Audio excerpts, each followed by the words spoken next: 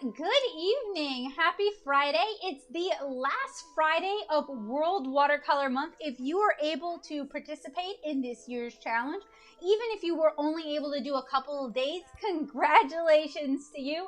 I did not participate in the prompt challenge. I don't normally do that, but I love following along and I love using World Watercolor Month as inspiration for my own channel and for my own watercolor work. So just because you're not necessarily participating in the challenge as it is, doesn't mean that it can't inspire and influence your life.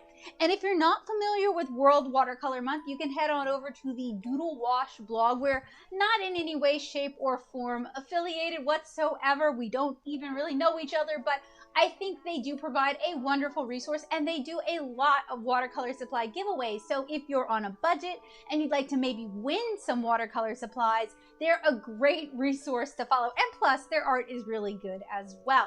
So this is the last stream I'm doing in World Watercolor Month for a few different reasons. One, it's the last Friday in July, so duh, World Watercolor Month is ending.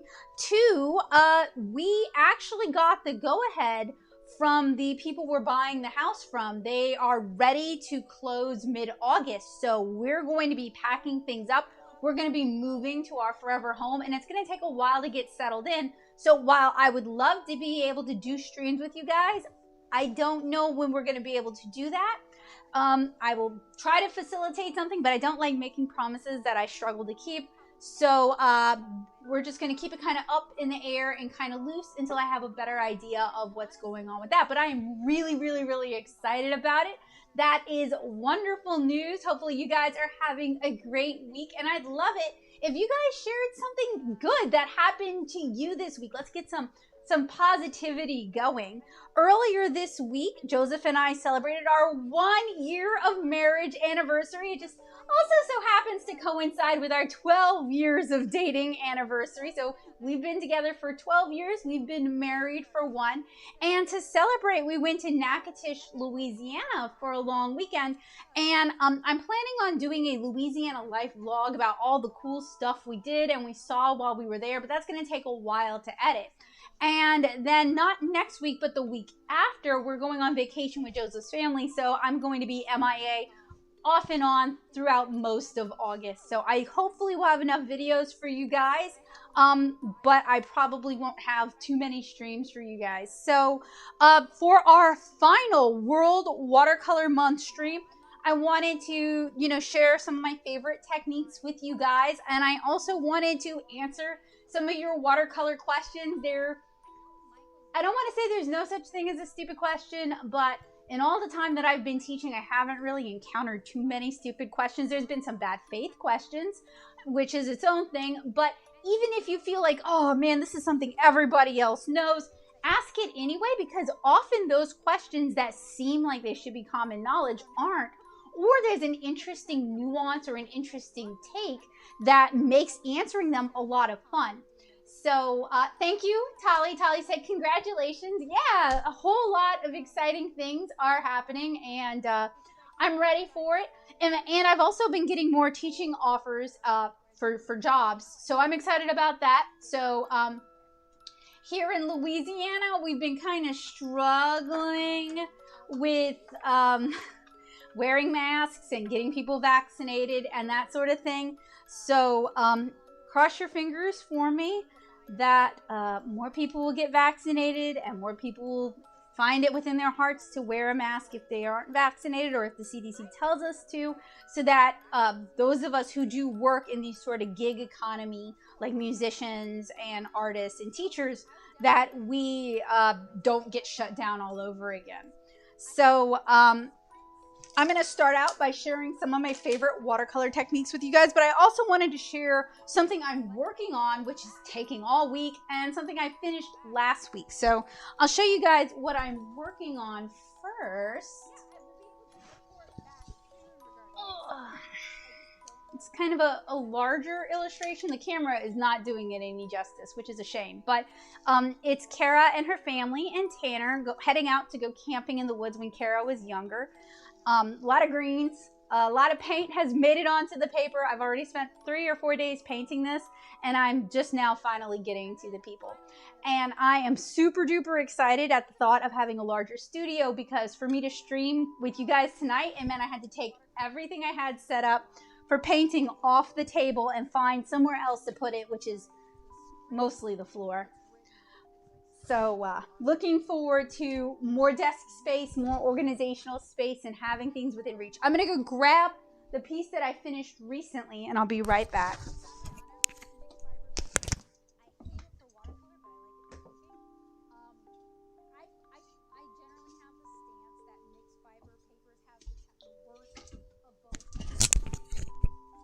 So this is a piece that I finished right before we went to Natchitoches. So I started that other piece I just showed you guys right before we left. This is what I started. Oh, I'm sorry. The piece I just showed you guys, I started right when we got back. This is the one I finished right before we left. So a lot of greens, a lot of spray techniques, a lot of wet into wet. I'm pretty happy with how this piece turned out. I like being able to show you guys what I'm working with, because it doesn't always make it to the channel, you know, within a month of when I'm working on it. So it's cool to be able to share that with you guys. Ah, hey Cindy, good to see you. Oh, I was hoping I could do it without having to like unlavalier myself from the thing. So I have here, so if I'm ever trimming watercolor paper, and there's lots of reasons I might be trimming watercolor paper, I always save the scraps, because sometimes you can turn those scraps into bookmarks, like these things that I need to get off the stick and eventually paint. Or they could be useful for what we're doing tonight, where we're just going to be talking about a bunch of different watercolor techniques. So I've got, these are mostly Cottonrag scraps. I think there's some Fabriano Studio in here, but it's mostly nicer quality scraps. So I'm going to try to grab better quality stuff. And definitely let me know if there's stuff you want to see demonstrated, stuff you're interested in, because, you know, I want to answer your questions tonight. That's what I'm here for. I also have some scrap chipboard that I saved from the backs of my watercolor pads, and I use this sometimes just to create a nice flat surface, a structure surface. So I'm going to go ahead and use some washi tape and secure my watercolor paper down. Lately, I've been finding that I've been using the watercolor scans of just like different techniques, different tests, whatever. I've been using those as backgrounds for merch again. So I'm going to go back to scanning them and sharing them over on Patreon in case other people want to use it for that as well.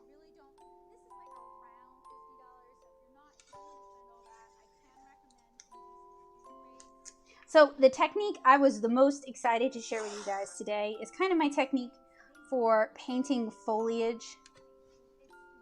And that kind of covers several different techniques. So I'm looking forward to that.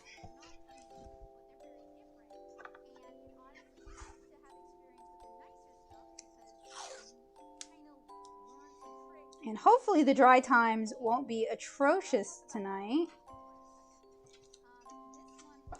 Again, when I have a bigger working space, I can more easily have like several things going at any given time and just switch between projects. But I'll go ahead and turn on the fan. Hey Jennifer, good evening. Hey Feather.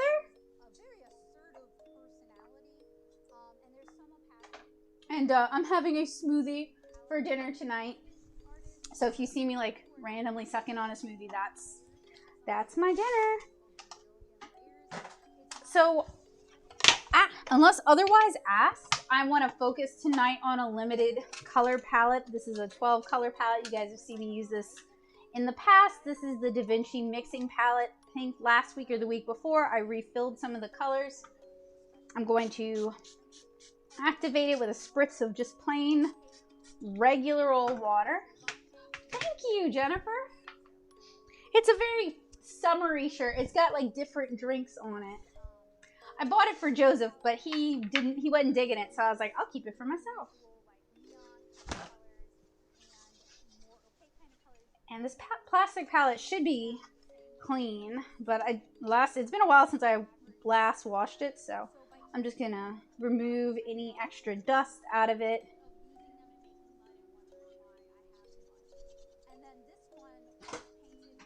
And usually I would use ceramic palettes, but they're all busy with that camping painting that I'm working on. So I am starting with creating lush greens, so like for leaves. So what I'm going to do is I'm just going to kind of sketch a leaf pattern that gives me something to work with. It kind of helps me stay on track, because as somebody with ADHD, sometimes if I get distracted by something, I will lose track of what I'm doing, and that gets kind of frustrating and embarrassing, and sketches kind of help me stay more on track. I'm also kind of hoping I can use this as a pattern, a background, I don't know, something.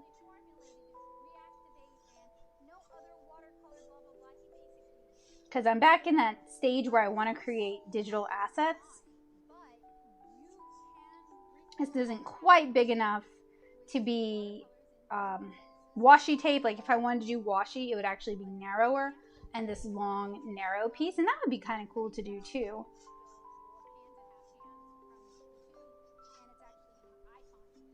And I'm just kind of loosely sketching in.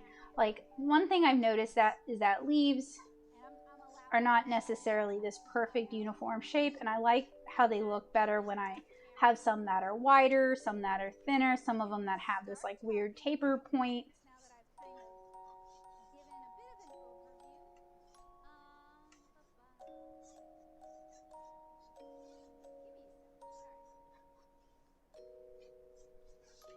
So I've got kind of an all over pattern of green leaves.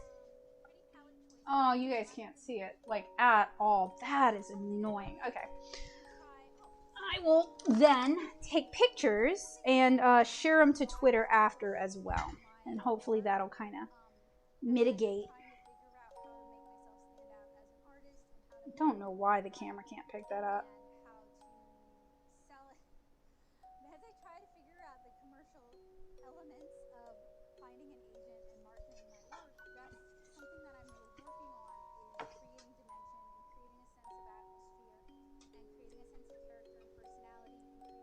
Well, it will soon. Okay, so Tally's got a question for me. Do I really need hair brushes to paint with watercolor, or can you use different materials? You can use all sorts of different materials. So basically, if it is absorbative or can absorb liquid, and then when applied to paper or fabric release some of that liquid, you can probably use it for watercolor. I've seen people do push techniques with straws. I don't have any straws. Otherwise, well, I have my smoothie straw, but I don't want to use my smoothie straw. But I've seen people use straws to push like ink or watercolor liquid on the paint. And I've never done that, but that would be fun. I'm going to write a note to try that sometime. Demo pushing watercolor with straw. You can use Q-tips, which I've never done, but I do actually have Q-tips, and I've seen people use Q-tips to paint like hydrangea and cherry blossoms.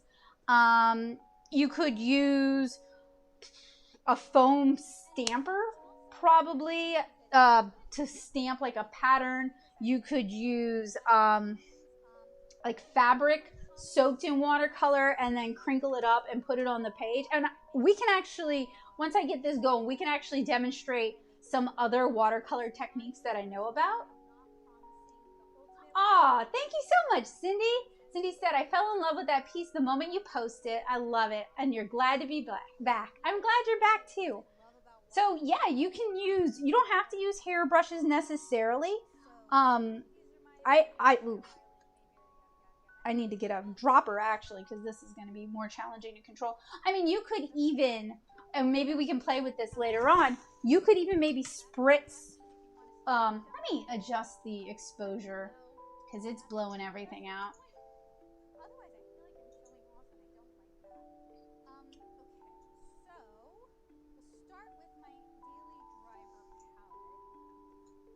I tried to boost the contrast.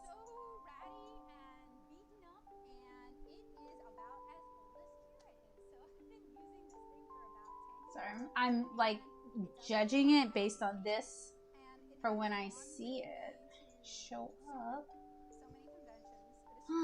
Well, hopefully that's better. So what I would recommend you do is try experimenting and see if there's, you know, something you actually like using. So when I'm painting really bright foliage, I like to start with kind of yellow as my base, and I'll do a wash where I apply that color all over. You can also do a gradiated wash, which I'll demonstrate in a minute. And usually when I'm painting something, I do prefer to have my watercolor illustration propped up by a couple of inches. And that was just some advice that an old watercolorist gave me. I guess it helps the pigment settle into the paper better. I follow that advice even if I don't always 100% understand why that advice is given. So if you notice you have too much liquid on your page, something you can do is you can create a thirsty brush where, see this brush, it still has the yellow pigment in it. I squeegee out some of that extra pigment and I can use it to suck up some of the extra paint from the page. Now if I want to do a gradiated wash, there's a few different ways you can go about doing it. I'm going to be kind of lazy today, and generally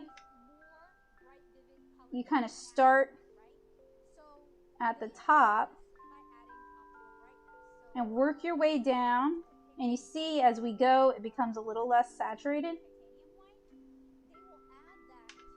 And then something else we can do with that is we can squeegee out the excess liquid and then go back in and lift some of that color back up. Something else you can do, you can get your saturated color, mix it in, make sure it's wet enough, and then just at the top, and this sometimes works better with a flat because you can get an even line. Just apply that more saturated color at the top and then prop it up and let gravity take that color down. And unfortunately, it's kind of hard to see. That's a little frustrating for me because what's the point of doing an art demonstration if people can't see what you're doing, right? So usually when I'm painting foliage, I like to start with yellow because I'm going to do an optical blend of our yellow and our cooler blue. And I'm going to give this a chance to dry, so hopefully that won't take too long. And Jennifer said, do I have any tips on choosing a color scheme? I understand color theory, but I don't know how to apply it to my work. So I know what I should be doing. I should be taking a sketch or an illustration and blocking in the colors in Photoshop and adjusting that until I have what I like, and then approximating that when I paint. But generally what I tend to do is I tend to go with the things that I already know, and then I pick my colors based on that. So like for this illustration, I knew I wanted these really dark leaves to kind of frame the family as they're going out camping. So I have these really, really dark leaves at the top, and then down at the bottom, these are going to be more blue, more green, but they're still going to be darker than the leaves in the background. So I knew that. So what I was thinking about when selecting colors and deciding on what colors I want for this is what would make them stand out? What's going to help them pop in the image? So when I'm thinking about colors and color schemes, I think about what I want to do with those colors. Like, am I trying to tell a story with those colors? Am I trying to reflect the character's personality with those colors? Or am I just trying to create some contrast and attracting the eye? So in this illustration, I'm really just trying to attract the eye through contrast. So I'm going to have them in colors that kind of contrast with the green environment, even though in terms of this story, with them being Lilliputians, they would never wear colors that bright when out in the woods. That would attract attention. But for the purposes of this illustration, you know, he's going to be wearing orange, she's going to be wearing reds, he's going to be wearing yellows, and she's going to be wearing like pinkish purples, I think is what I decided on. And the reason I selected that is because we have so much green, we have so much blue in the background that having those contrasting colors is going to draw the eye immediately. Even for the dirt, I went with kind of like a Mississippi red because they have a lot of iron oxide in northern Louisiana and in Mississippi. I went for that, and I'm probably going to do another layer on top of it to really help accentuate the red. But often when I don't necessarily have a set color scheme in mind just yet, I think about what colors I know are going to be in there. So these are established characters that I've drawn a lot of times. I know what their hair colors are. I know what their eye colors are. So sometimes I will go with, for their clothing, like things that contrast off of that to help draw the eye or to help draw attention.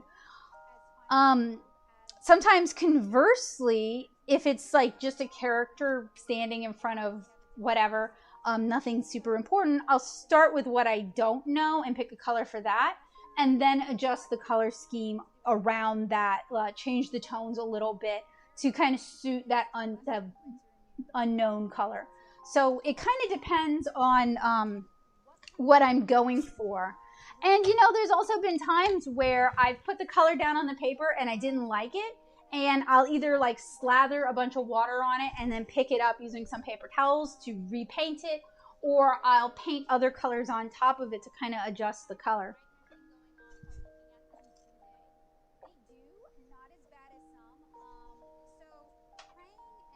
But I feel like color themes are a problem that us illustrators have, that if you're painting from reference, yeah, you do have to mix the color and you may choose to adjust some colors, but your colors are already in front of you. It's up to you if you want to change them or not. Whereas when you're painting from your imagination, the colors are up here and you have to figure out how to get them out onto here. So this is still cool to the touch. It's still bowed up, so it's still pretty wet. That actually doesn't bother me. That's not really a problem for what I want to do. So I'm going to start with some phthalo blue.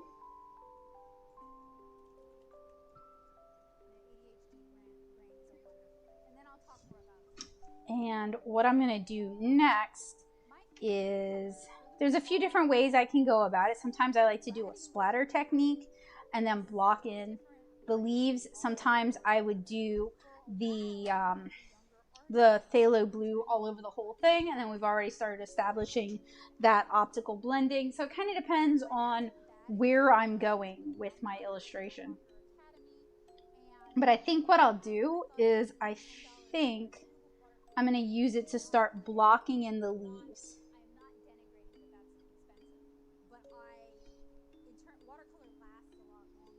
And at this point, I might also leave some rim lighting on the leaves, so leave a little bit of that original yellow. I'm also going to start painting in the background.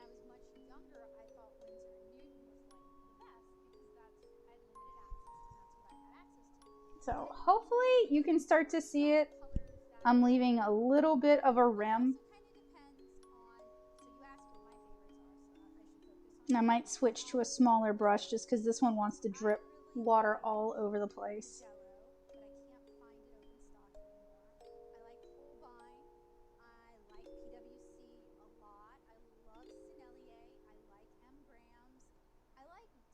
And whenever I'm painting foliage, I pretty much always start with phthalo blue and yellow, and then as the piece progresses, I might find that I need to add in some different actual greens, like hooker's green or undersea green.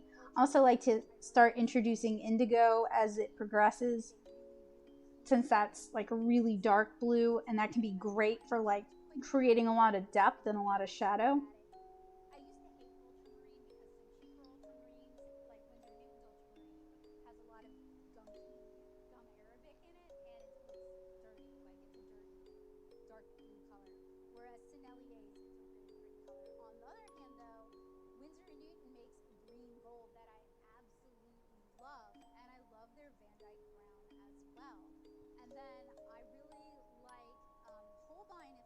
But you can hopefully see at the top, I don't know how good the color is right now, but you can hopefully see at the top where we've created this illusion of green by layering phthalo and our cooler yellow. And if you want more of an olive green and less of like a bright spring green, you can mix a warmer yellow with a warmer blue like ultramarine, or you can mix a warmer yellow with a phthalo blue.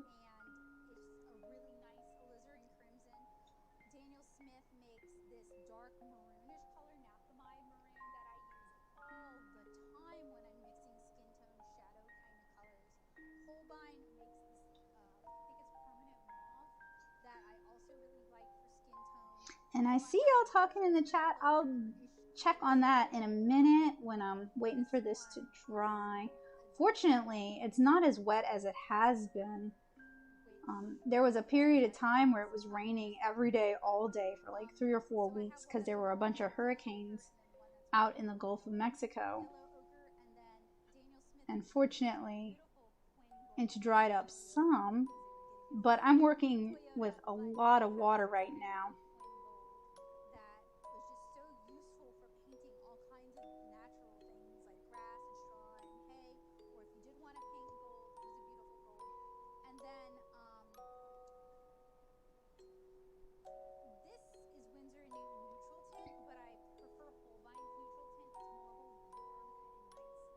Something I want to work on is I feel like I tend to overwork a lot of my pieces these days. And I'd like to try pulling back a bit and working on simpler stuff that doesn't take like a week for one image, and maybe has like a lighter, airier feel, just so that I can practice not overworking everything.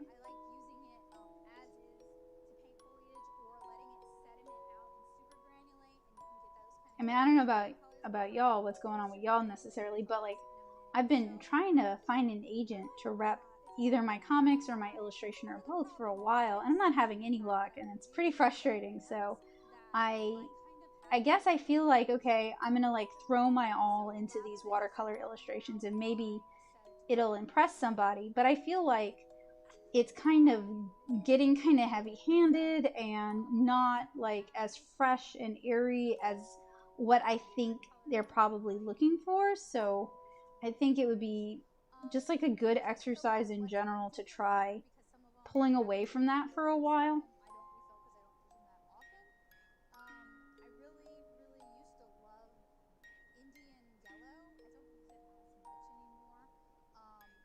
And I'm right-handed, so often I will start at the left-hand side, work my way top to bottom, left to right, just so that I'm not dragging my hand.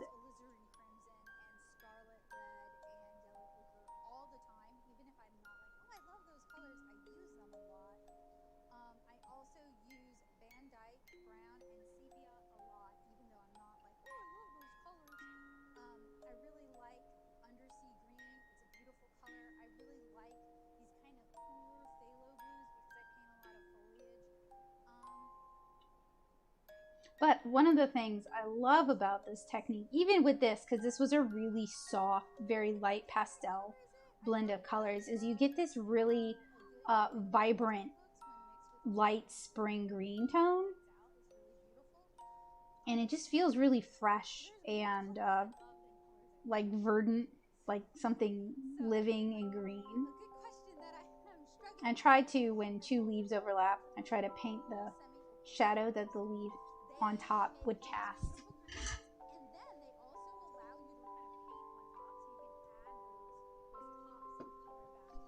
Tally asked, have I ever painted with a foam sponge brushes? I'm thinking of using that to paint with.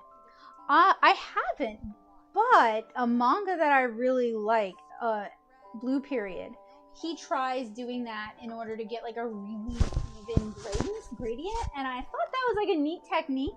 And that's something I would definitely be interested in trying myself. I just don't have the space, honestly, right now. But that is definitely a technique I'd like to try. There's a lot of techniques kind of from traditional printmaking that I'd like to try out with watercolor to see if they work. And Dawn said, hey Dawn, good to see you. Yeah, we've been doing well, and hope you don't mind. I'm making a sketchbook while I have you on. I never mind. I'm always excited when you guys are painting and drawing along. It makes it like a hangout. And Cindy said, ever since I saw you using those light color washes on your work, I've been applying them on my watercolors, and let me tell you, it makes a big change already. Yeah, you're so welcome. Now I need to be taking my own advice and like trying to pull back a little myself. So something else that I like to do when I'm painting foliage is I like to put my hand in the paint. No, that's not what I like to do. I like to try and get in there and get some splatter. So this has already kind of dried. So it's not going to be as fun as it is when it's still wet and it moves. But one of the reasons I like doing it like this, or I like doing this, is that you get these kind of out of control blends. So I can use a spray bottle with water to just kind of get it to move more. And this one, see with this, when you do it wet and wet and you've left some areas that are like lighter and uncolored, then you're gonna have like this reserved area, and that's neat. And when you have to go back and spray it like I just did, not so much. And then I find that I tend to overspray it and it tends to just kind of get all muddy and mushy. But I like doing this because it adds some randomness to it. It kind of gets the paint moving. It just kind of makes it feel less. I find that sometimes my stuff starts feeling too coloring book. So I like, and not that there's necessarily anything wrong with that, but I like that a little bit of chaos. So I like, sometimes too much, I like splattering in color and spritzing it water and trying to get it to move, which is one of the reasons I think I've been overworking my work, is I've been doing that a lot, because there's kind of like this magic balance when you're working with a blue and yellow. See, I'm about to do it again, watch. See, that's what I want, is like the diffusing dots. And it kind of looks like sun motes when you do it with yellow. And this is going to take 1 billion years to dry. So I'm going to have to put it aside and prepare a different one, which isn't a big deal. So we're going to put our leaves on hiatus for a little while. Another way you can soak up excess water is with like a paper towel. Also, something else you can do, I'm not going to do it here because this has a diamond texture. You can have all this paint and press something like this onto it, and it'll pick up a lot of the texture from the paper towel. So if there's like if you have burlap and you want to use the burlap to kind of give what you're painting an unusual texture, you could use burlap on your wet paint.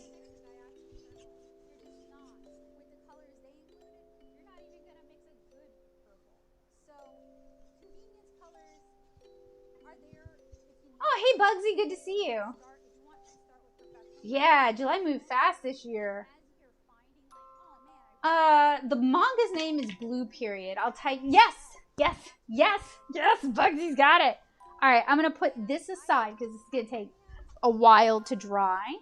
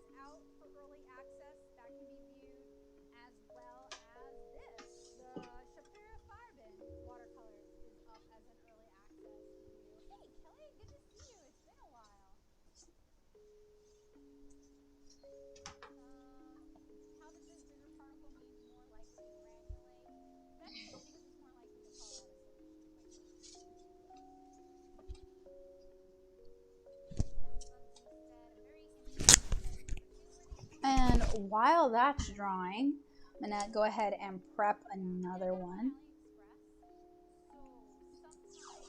And for this one, I want to do some, like, ideally some soft, gentle gradients and some salt techniques.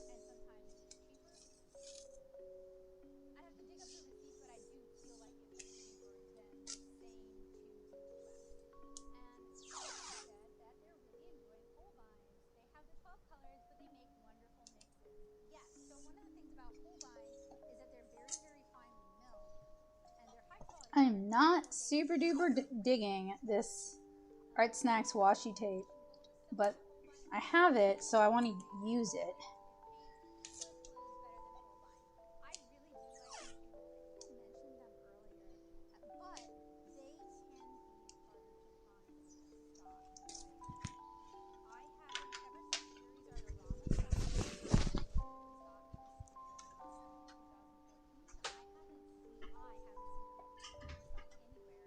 It is really good. I think the first 3 volumes are out, and I've really been enjoying it. I'm gonna try to do a rainbow blend. We'll see how successful I am with that. So what I'm doing is I'm very sloppily putting some water into my wells. And a good gradient is all about watercolor control, and that's one of the things I kind of struggle with. So this will be interesting.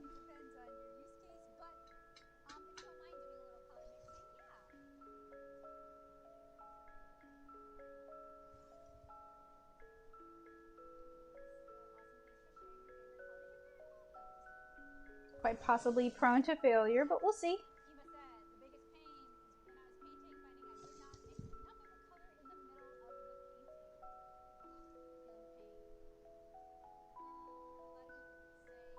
Hey Dawn, good evening. I'm just glad you made it.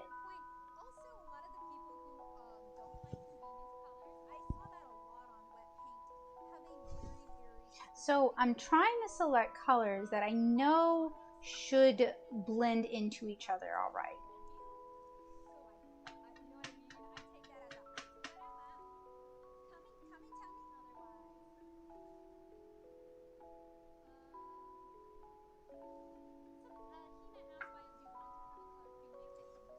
And really, I want to start with a cup of clean water. So I'm going to switch that cup out real quick.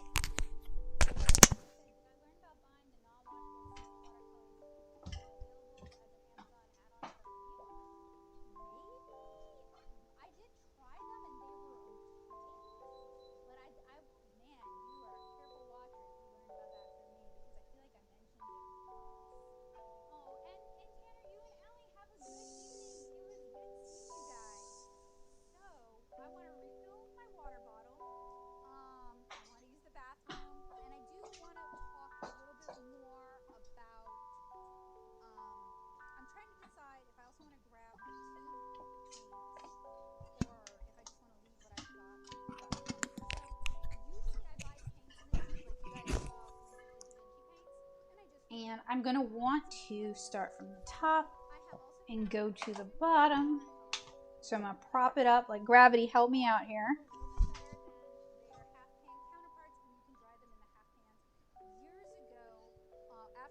And I guess I want to start maybe with a dark color and go light. We'll see how well that works.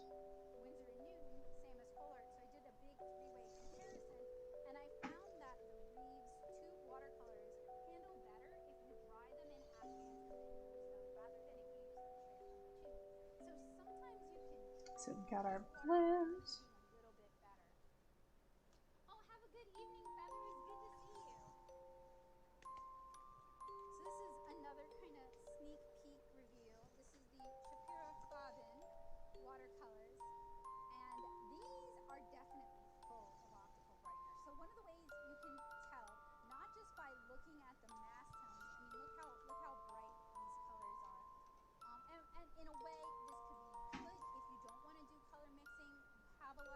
And I'm not going back and fixing, there's some like white specks. I'm not going to go back and fix those because I am afraid I'm going to overflood the area and thus ruin that nice gradient blend. So something we could do now if you wanted to make like a rainbow sky is you could go in with a paper towel and dab out clouds, and that would leave them kind of a muted white. You could also, we want to wait until the paper is a little bit drier if we were going to do this, but you could also sprinkle in some salt, and that's going to give it like a snowflake kind of pattern.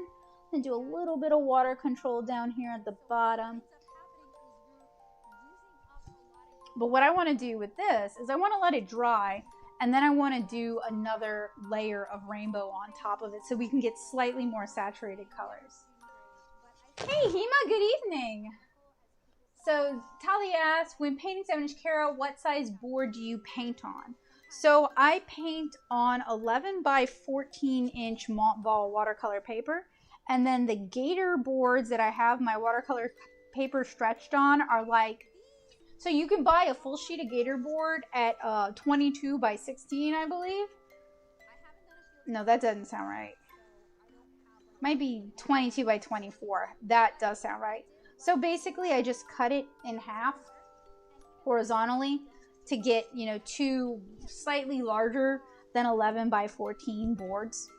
And you can just use like a box cutter to cut it. It does take a couple of passes, so I would recommend you measure out where you want to cut it. And ideally, using a ruler, mark your line and then cut along that line, still using a ruler. And then bend it in half and then cut it again in order to like get that nice clean cut. But, you know, I've done it real sloppy before, so... And Hema said, I think there's a bit of an echo. Oh, it means something started auto-playing again, because I don't think I have anything playing so far. I hate playing this game. It's not a fun game, YouTube. Please stop auto-playing. I don't appreciate it. I'm going to try to find what might be, but I appreciate you pointing it out, but it's always kind of frustrating to deal with it because it means I got to stop what I'm doing and try to hunt down a problem which YouTube doesn't even like easily let me know where that problem might be. YouTube, you could be, there's room for improvement here, friend.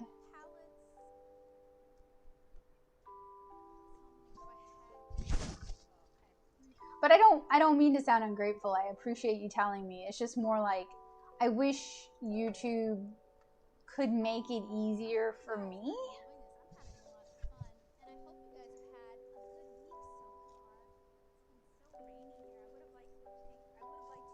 Oh, so I'm not seeing anything that's auto playing.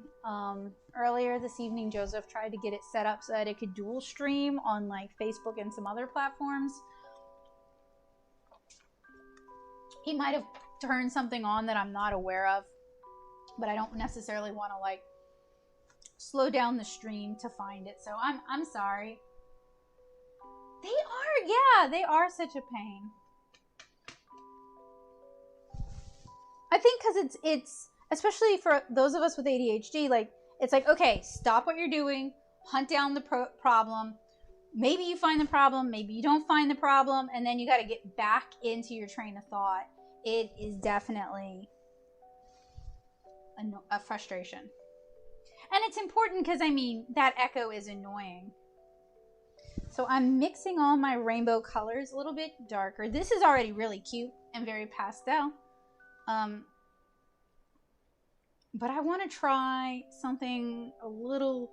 Oh, y'all know what would be so stupid cute? When this dries, doing little stars in masking fluid. That's what I'm going to do, except it's going to take a while. Okay, let me make a note of myself to do that. Oh, jeez. You know, I would ask Joseph to help me, but he's not feeling well, so he's laying down. So it's just me tonight.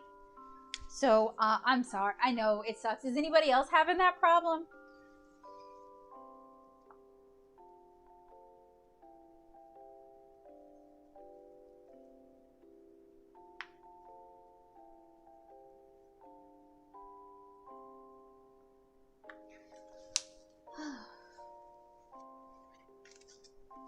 yeah, it really messes with my flow.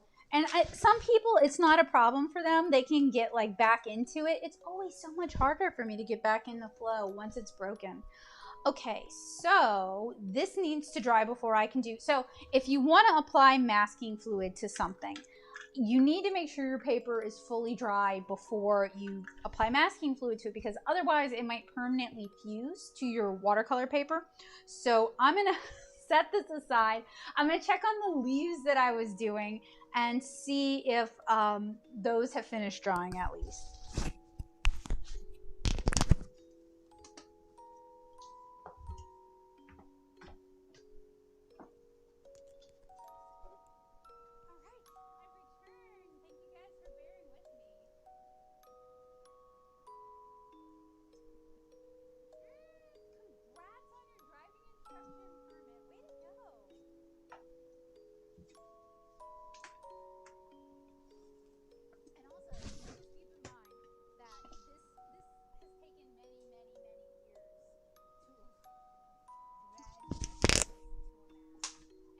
Hey, Miss Chella from Australia. Good evening. I guess it's not evening for you. Good, whatever time of day it is for you.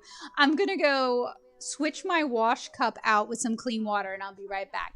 So this isn't fully dry, but it's dry enough, so you guys can kind of see some of the pros of possibly doing a splatter technique with that, because you do get a bunch of different colors. You can get a bunch of different colors. You get this like random diffusion of color that can add a little bit more visual interest. So I'll be right back.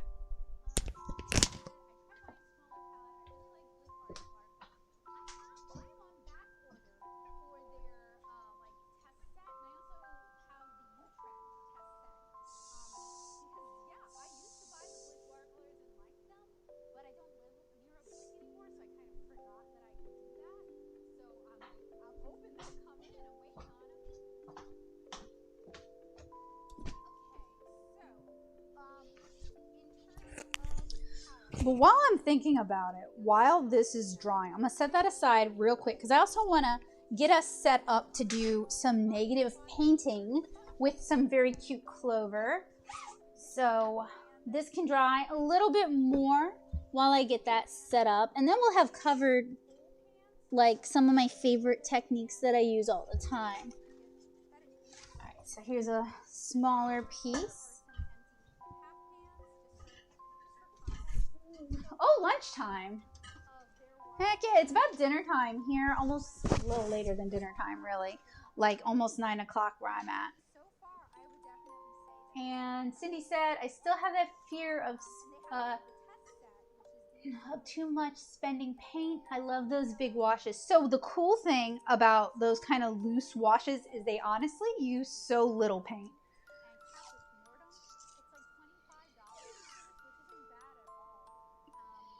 That's one of the things I really love about watercolor is, honestly, in terms of like how much paint you're using, it is very economical. You really don't need a lot of paint to cover a big area if you want kind of a lighter, looser wash. Now, if you want a really heavy saturated color, even that doesn't require as much paint as like if you were to do it in gouache, or if you were going to do it in acrylic, or if you were doing it in oil.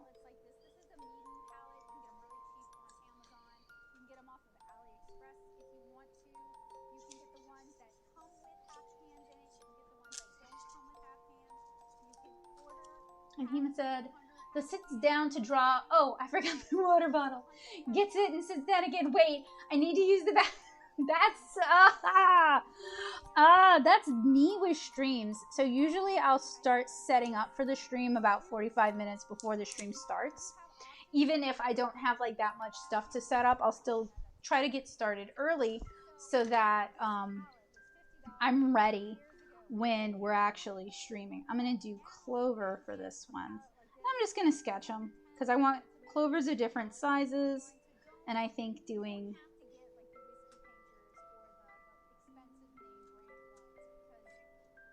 a sketch first will kind of help me remember to do the clovers at different sizes.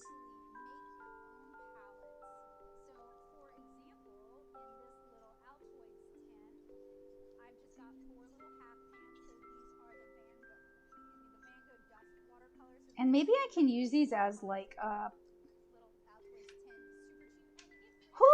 bookmarks. Becca, the word is bookmarks.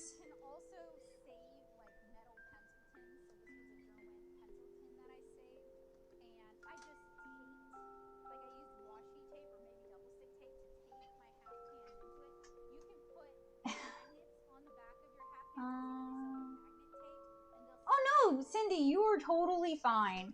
I should be wearing my glasses anyway because sometimes I cannot read the text as well as I would like. I can't see it as well as I'd like, and I was just too lazy to go get my glasses. So I'm sorry. So if you guys ever see me like looking at the screen like what? It's on me. I'm not wearing my glasses and I should.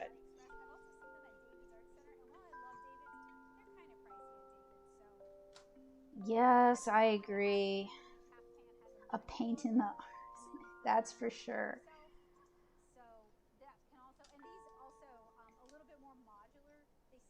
And even though they're always like, I got an email the other day from YouTube telling me that I was part of this beta feature they were offering called like Thanks, where I guess it's like super chat where people can like tip or something, but it's called Thanks. I don't know because they didn't really do a great job explaining what this new thing was. And I'm just over here like, I wish you would just let my subscribers know when there's a new video up, YouTube. That's what I'd like from you. So what I'd like to do, I think would be cute, is another gradiated wash, because this one's going to be for negative painting, and also have the clovers get smaller and sparser as they go down.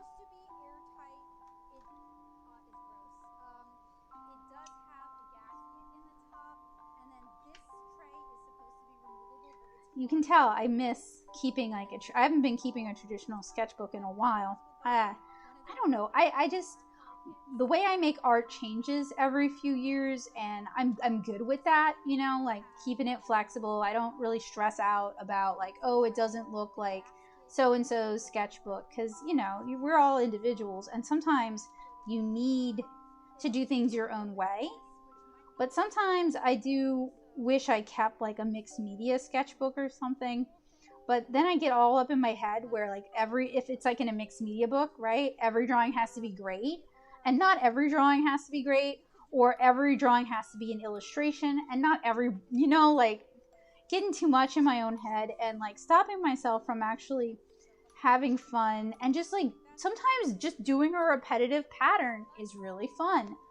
Sometimes that's exactly what you need, or you're trying to figure out a new technique. But I feel like I always overcomplicate those things, or lately I've been overcomplicating those things instead of just like being in the moment and enjoying it. And so like tonight I'm doodling all these patterns and having all these ideas because this is less formal, I guess, than what I normally do, and my brain loves it. That probably tells me that after we move, I need to like get into doing a different art form for a little while, just to like try, you know, just to scratch that itch and try something new. I miss the heck out of printmaking. So maybe that's the art form I'll go back to for a while. And I do wish my camera did a better job picking up what I'm doing. Yeah, y'all are so sweet. Y'all are so patient. You can't see any of the sketching I'm doing because the camera's not going to pick it up, and y'all are just over there like, she says she's drawn, I see that pencil, I believe her. Like, y'all are sweet. I'm doing like, oh, I should do one 4-leaf clover. I know, right? I know it's overdone. I don't care.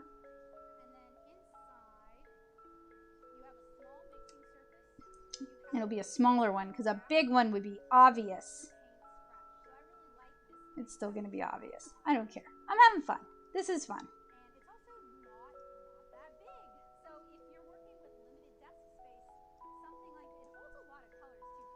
I feel like adult artists are often kind of bullied out of having fun with their art, myself included, and not even by anybody, more by myself. Nobody else is like over there telling me like, oh, don't do that. Like, no one else cares. It's just me being a bully, bullying myself.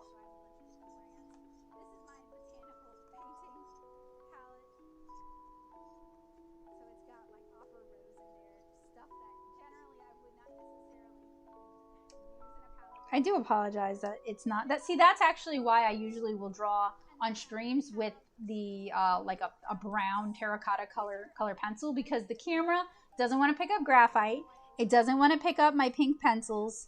It only wants to pick up super dark stuff. So that's usually what I try to go with. This is cute.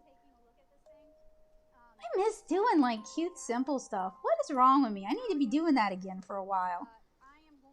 I love cute, simple stuff. Like when somebody posts cute, simple art, I'm never like, oh, is that it? I'm always like, oh, that looks so cute. I love it. Like I'm always on board. So I don't know why I don't give myself permission to do what I like. All right, so for this one's going to become my negative painting illustration. And I'm taking pictures as I go, because I know y'all can't see what I'm doing. And it's going to look like I'm a big Art Snacks stan, and I'm not. But this way I can post them on Twitter after, and y'all can see what I'm actually doing. Because you know I got to always feel guilty. Okay, so for negative painting, what you do is you can do it a few different ways. So I'm going to do it kind of a combo of two. I want like blue and green clover. So what I'm going to do is I'm going to do like, I want to do like alternating stripes of a phthalo blue and a sap green. I think that'll look good. And ideally, I could get my colors a little bit lighter. Also, I'm going to do it on a bias. So that means like diagonally. And that's going to add some visual interest as well.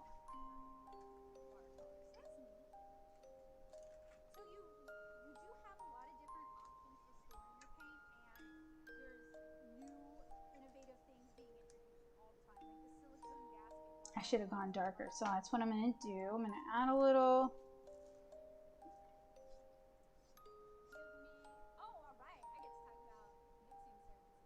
I'm so overly ambitious. Like, do you guys really think I'm going to finish all these tonight? I hope I do. If luck is on my side, I can. If drying is on my side, I can. Okay, so that was a little lighter. I wish I'd gone darker with the sap green. Not the biggest deal.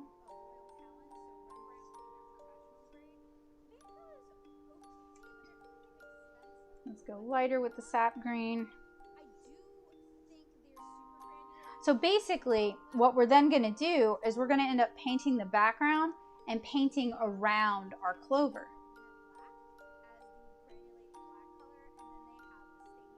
If I don't overcomplicate things.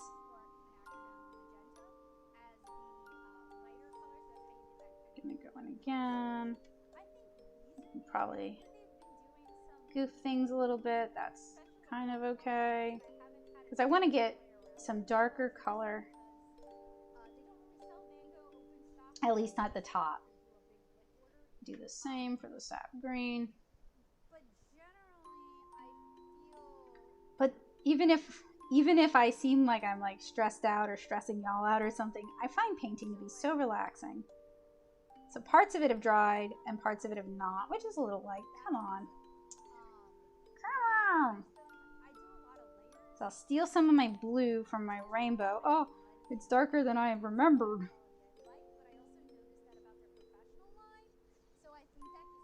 That's okay.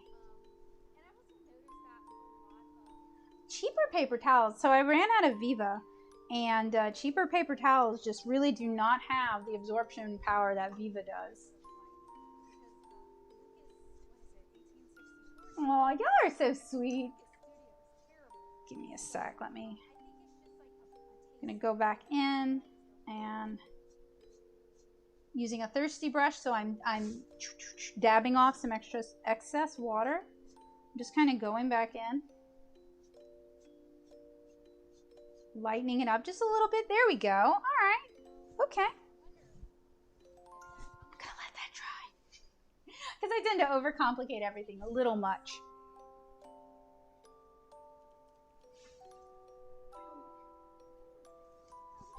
It's the story of my life, though.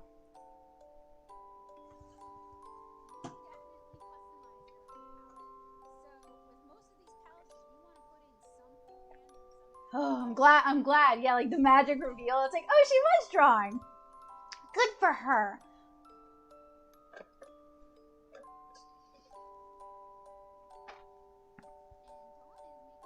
Okay, so this actually does need to dry propped up a little bit. So I'm going to try to make room on my desk.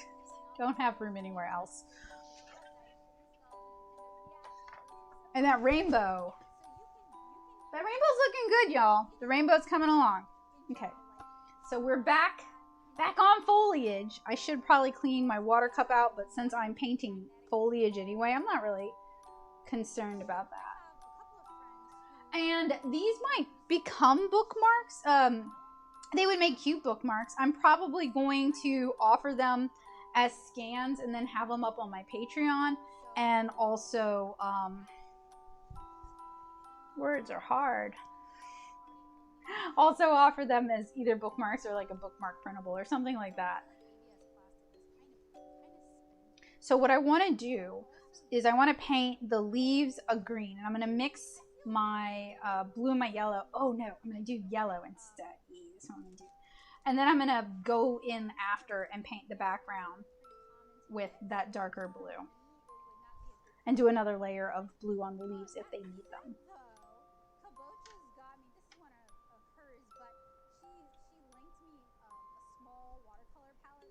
And there's something just really fresh about layers of cool yellows and blues.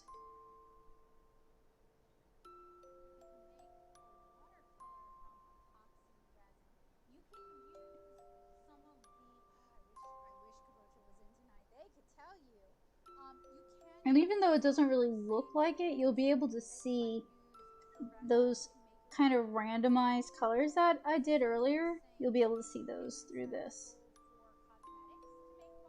I say randomized. It's blue and yellow, Becca. It's not fancy.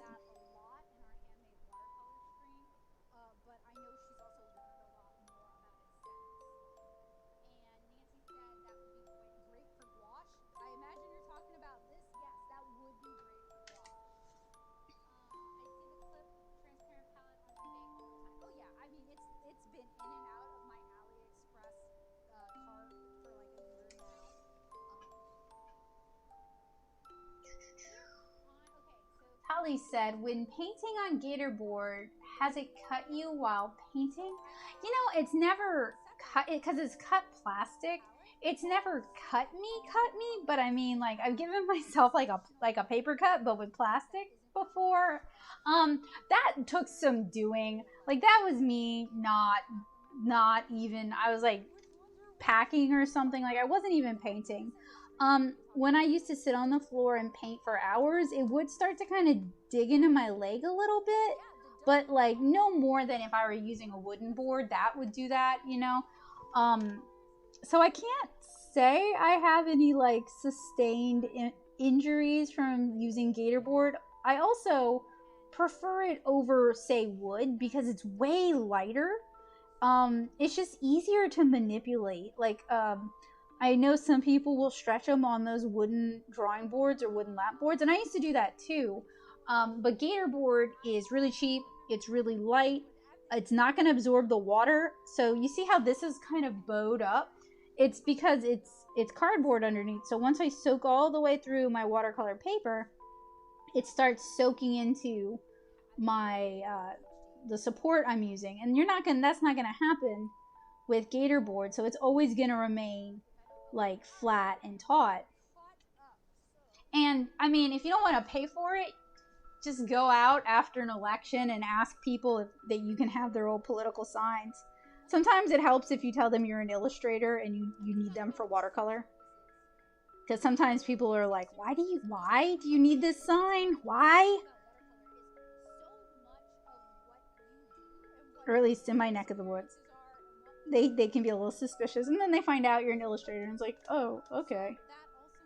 That's a weird, then they want to talk about that instead. That's a weird line of work.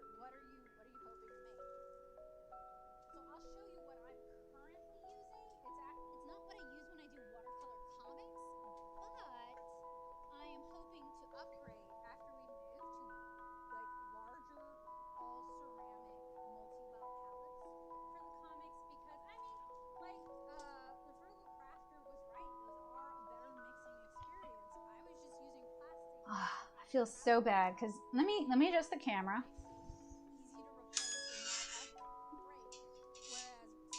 Okay. Okay. See? Okay. Okay. At least y'all can see it a little better now.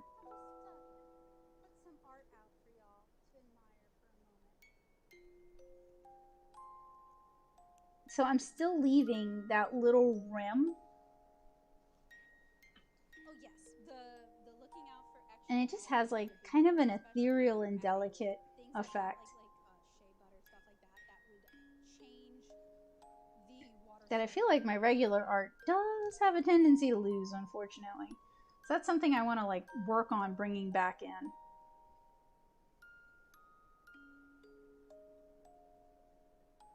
I mean, maybe I should like do a sketchbook challenge where every day I just like paint a different design, like, you know, something simple, not anything like super elaborate or anything, or use a different watercolor technique to like render something. Because there's something just really relaxing and peaceful about just like focusing on something very simple. It's one of the things I used to like about just assignments sometimes, is sometimes they just want you to practice getting used to the material. Honestly, I know people like poo-poo when teachers do that, but I always like when teachers dedicated an assignment to you just getting used to the materials you were going to be using for the rest of the year. And so many teachers who are like, you can do that on your own time. I'm not going to make that an assignment. But like, if you've never used it before, making it an assignment makes it really more approachable in a way, because then you can get feedback on how to, you know, actually use the materials. Maybe not an assignment for a grade. It could just be like yes or no. You know, did you practice with them would be the grade, and if so, then you get the grade, and if not, then you don't. But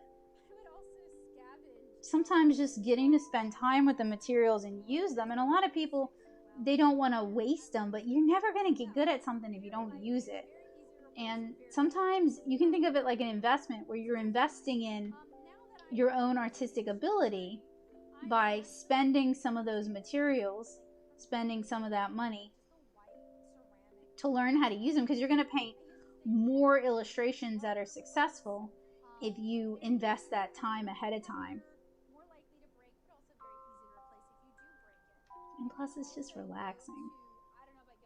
And for some reason, it's just really hard to justify relaxation sometimes. Okay, so I'm happy with how this is coming along. Maybe I'll go in with a little yellow and dab that in wet into wet in some areas just to get like a stronger, brighter yellow on some leaves. With the fan on, it kind of dries irregularly. It dries faster, but there are going to be areas that are dry and areas that are still wet.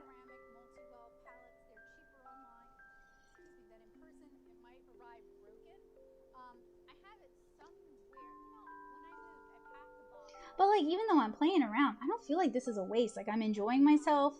I'm like seeing things I'm gonna try again later on. You know? Okay.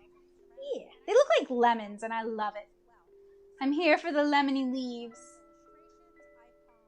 All right, give me a sec. Let me read the chat. Hema said, I was thinking you could laminate it with some pretty little embellishments you use for yourself. I am probably going to do that.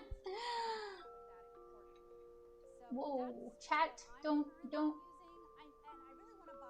Yes, these are leaves. Tish leaving the room. And Tully said, I found out that my local Home Depot has those Coroplast boards, but they're too big for my space. If you go in, they should theoretically be able to cut them down for you to something that's more manageable. But then the tricky part for that is finding somebody who can use the machine and is willing to cut it for you.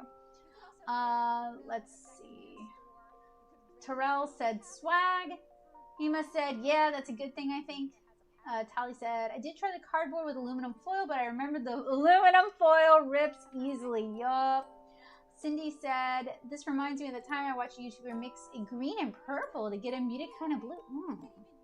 That would work. That's probably really pretty. I'm going to try that. It blew my mind. I think it was a phthalo green. Excuse me, y'all. A phthalo green and a dioxine purple, and my eyes went, what? And Hema said, it's also like otherwise the getting used to could very easily neglect it in favor of more pressing assignments. Ding, ding, ding, ding, ding. That has happened to me many, many times. And Hema said, making it an assignment is like built-in practice. It's win-win. You get the grade and you get the practice. And Bugsy said, they do look like lemons. Very cute. So I'm going to move. Ooh, actually, my clovers are dry. So just, oh, see, this is why I paint batch. As soon as one thing dries, I can move on to the next one. Ding, ding, ding, ding, ding, ding. So I need to switch out my water cut because I want to do another layer on our rainbow gradient, and then I will do another layer on our negative painting.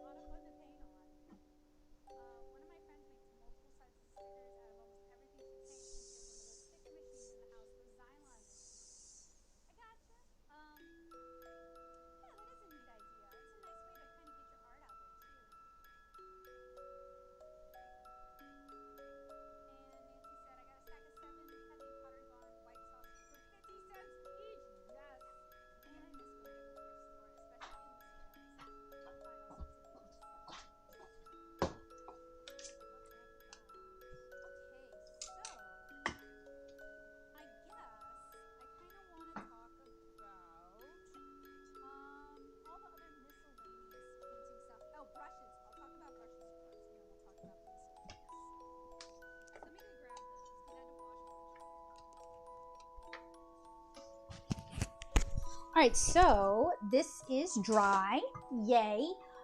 Before we can use our masking fluid, I'm going to use some brush soap to protect the bristles of my watercolor brushes. So you can honestly use like bar soap if you want to. The point is, first off, I'm using synthetic brushes for this, and the point is to get the masking fluid into the bristles so that not the masking fluid, I'm so sorry, brain is shot. To get the soap into the bristles so the masking fluid can't ruin your brushes. So I have 2 synthetic brushes here. I have the Master's brush soap, but again, it doesn't have to be the Master's brush soap. This is fairly inexpensive and it does a great job of cleaning your watercolor brushes, but if you don't have it, it's not a big deal. I'm actually going to take this back into the bathroom because I have a big cake of it in there. I'm going to apply it and then I'll be right back. But when I use masking fluid, I know I say this a lot, but I don't want anybody to get burnt. I use removable masking fluid. I happen to like the Winsor & Newton masking fluid, but there's a lot of different masking fluids out there. If you don't like one, try a different one. Don't give up on masking fluid altogether. There are a lot of things that you can do to make it work better, and I'll walk you guys through those things while I'm using it. I like the kind that has a little bit of yellow in it. It just helps you see it a little bit better. And I put mine in a much smaller container because masking fluid is a latex product and it can spoil if exposed to oxygen. It can rot. So having a little bit in a container rather than a lot and just using a little bit as you go actually helps your masking fluid stay good for a longer period of time. As with every part of this conversation, what brushes you like? Plastic cutting boards, like for cooking.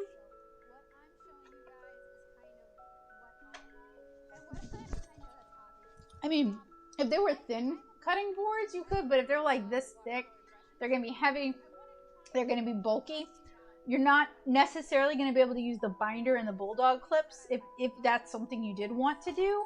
But, you know, the best advice I can ever give is give it a shot, try it, and if you don't like it, then you learn something. So you could get either used cutting boards that you already have, which some people don't like mixing their art supplies with their food. I don't think it's a good idea myself. Or you could go to like Goodwill and see if they have any.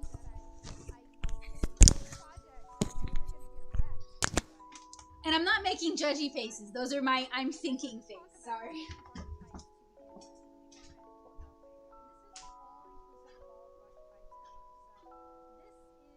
is a type of pocket brush. It's more of an Americanized one. It's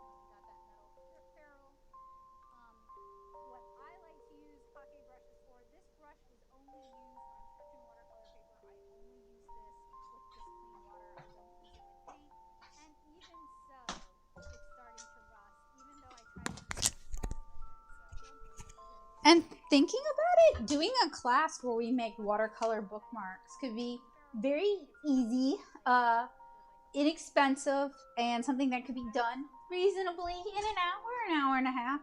I need to write that down for my class list. So with masking fluid, you don't want to apply it to dry paper, to wet paper. You always want to make sure your paper is dry. You want to make sure it says removable. Not all of them are. I don't know why they sell masking fluid that isn't removable, but some places do. I'm going to have a hard time seeing this. Y'all are going to have a harder time seeing this. I'm going to sit kind of oblique and look for the reflection on the paper.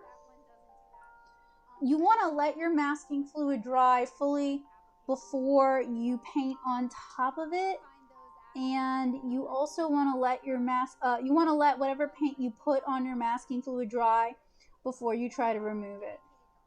I also recommend, if possible, you don't let your masking fluid sit on your paper for too long. Some of my larger pieces sometimes take a really long time, so it might be on the paper for like 3 or 4 days. I wouldn't leave it like a week, you know, or longer, because it will eventually permanently fuse to your paper. I've used masking fluid on cellulose. I've used it on Cottonrag. There are some papers it doesn't play so well with, like Shizen. It just eats up the surface of Shizen and removes that top layer. So I've found that papers that have like a fair amount of sizing tend to do better with masking fluid than papers that don't have any sizing. You want to make sure it's globbed on thick enough that, you know, you can actually remove it and it's masking what you want it to mask. But don't feel like you have to do multiple layers of masking fluid unless you're trying to mask, you know, different things or protect prior layers. Masking fluid can remove your pencil. So I know some artists will use it to like I think, oh, I forgot who they are. I'm so sorry. It is an artist I really like, but I forgot who it was. There are a few artists I know of who will use masking fluid to mask out their characters while painting the whole background. And they draw in pencil, and they have okay results, but it will remove your pencil. So that's a proceed with caution kind of situation. Like, I've seen it work, but I've also personally had it fail.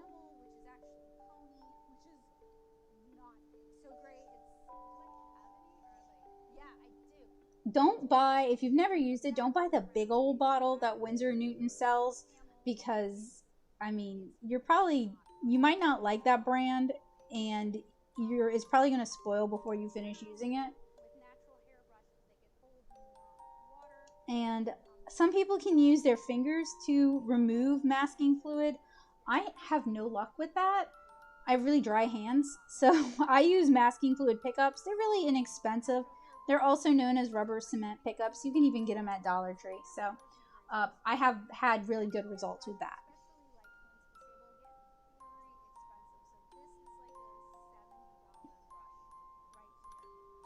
And masking fluid isn't the only way you can protect or reserve an area from your paint. You can use masking tape. You can honestly you can use a plastic frisket film, although I've had mixed worse results with those, because the water tends to seep under the frisket and it ruins the adhesive, and it's just like, it's great with alcohol markers, but it's not great with watercolor. So I don't really like using plastic frisket film if I'm using watercolor. You can also use gum arabic, like liquid gum arabic, to mask off areas, and that's going to have a more gentle mask.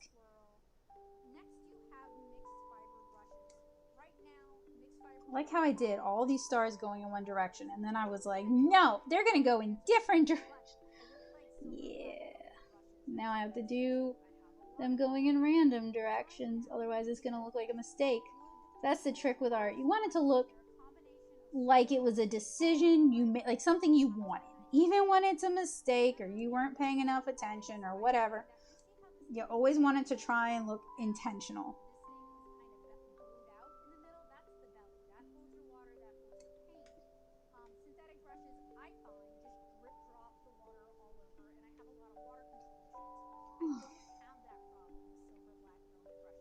And also, if you find an art supply just doesn't do it for you, don't feel like you have to use it. And it's good to try. And if you still are like, I don't like this, I don't enjoy it, I struggle to get what I want out of it, or it's expensive and I can't afford it, you know, like whatever your reason is, it's a valid enough reason. You don't have to do something just because, you know, other people are doing it. Wow, way to give life advice, Becca. But you know what I mean? Like, I know there's like a lot of pressure to see, like, you see so and so, your favorite artist, whatever, and they use this material, and you really, really like how they make art, but you hate the material they're using. Ooh, take that as an invitation to try and figure out how to get that look without using that particular material. If you've tried it and you hate it.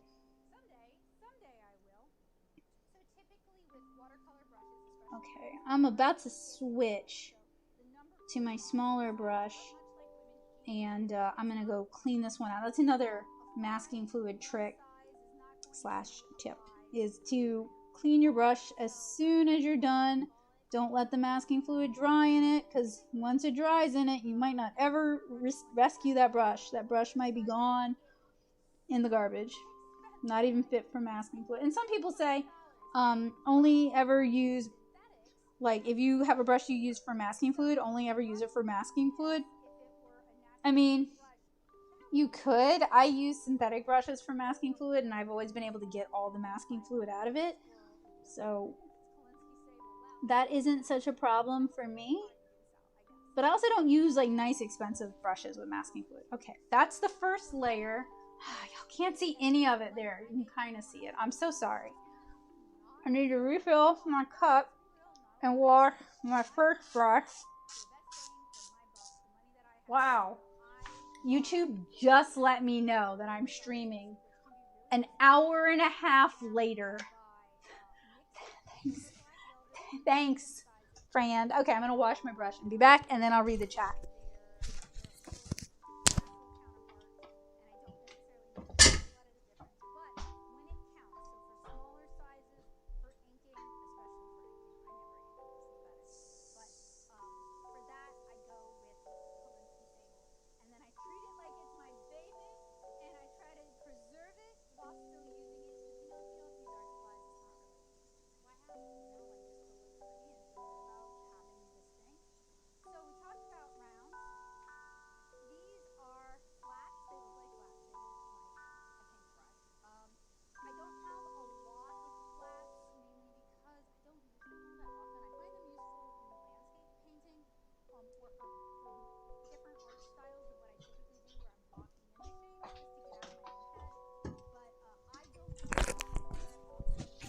I'm so lucky. Bowie is blessing me with his presence in the background, hanging out with me while Joseph's not feeling well. Okay. Hema said they do have really thin ones, referring to cutting boards. Yeah, I've seen the floppy ones. I don't think the floppy ones are gonna. You could maybe use that as like a mixing palette, but it's not gonna give you what you want. This is what happens when masking fluid dries. It becomes boogers. And like I said, it does have latex. I'm allergic to latex. So I would recommend you wash or remove it from your hands ASAP. Feel my little dinky dip. This system has worked so well. The little tiny container and the masking fluid works so well for me. Do recommend. Okay, this is a little dry, but that should be okay. Tully said plastic boards for having. Oh, pencil boards. Maybe, but those are very thin. Yeah, you could definitely have a masking fluid pen for smaller details. My only problem is I noticed they have a tendency of dying on me. We talked about that though. So they're not necessarily the best for me, but I think I've just had bad experiences because they dry out quick. Not because they're not a good product or something. In fact, I think the Pabio one, or maybe it was the Maltol one, was like in my top 10 of 2018 gift guide. So, like, you know, obviously I liked it at one point. Oh, I'm so sorry. My eyes are so dry tonight. And this masking, well, this brush, I let it dry out a little bit too much, and now I'm having trouble with it, and now I'm painting the world's ugliest stars.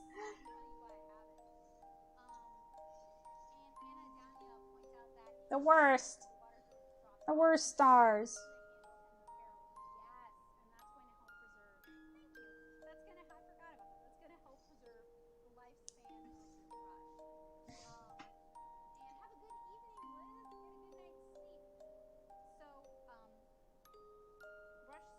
I mean, basically, if you're looking for something to stretch watercolor paper on, you want something fairly thin, something non-flexible, or as non-flexible as possible, non-porous, and ideally kind of lightweight. So if you find something that works for you, that fits that criteria, like it could be a sheet of tin that's had the edges burnished so that they're not like gonna stab you, that might work. If you found like a different kind of plastic sheeting, like acrylic, like an acrylic board, or even a clipboard, like a acrylic clipboard would probably work for smaller pages. Like you just gotta be creative and visit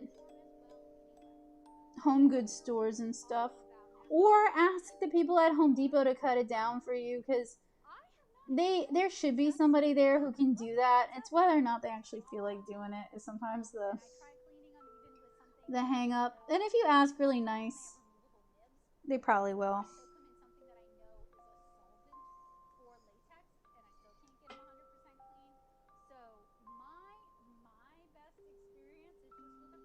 Y'all ever have any techniques that are like, you use them all the time? They're in like everything you do. I know my head's in the shot, I'm sorry. They're in everything you do, but you can't help it. You love it. Okay, that's me with what I'm about to do. It's just like a really cheap splatter effect. You can use a toothbrush. You can use like one of those splatter brushes, although, I mean, Liquitex makes one, and I think they're more for acrylic than they really are for watercolor. If you use a bigger brush, you'll get a bigger splatter. But I like it because it just adds like a little bit of random, you know, like makes it not so all the same.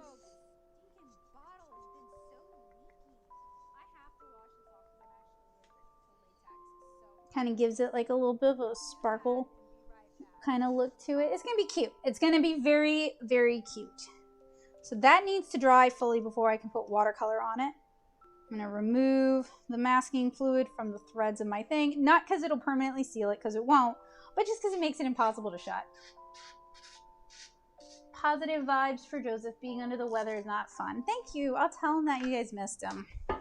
Normally he likes hanging out in the chat, but he's got a headache today. All right, I'm going to go clean this brush now.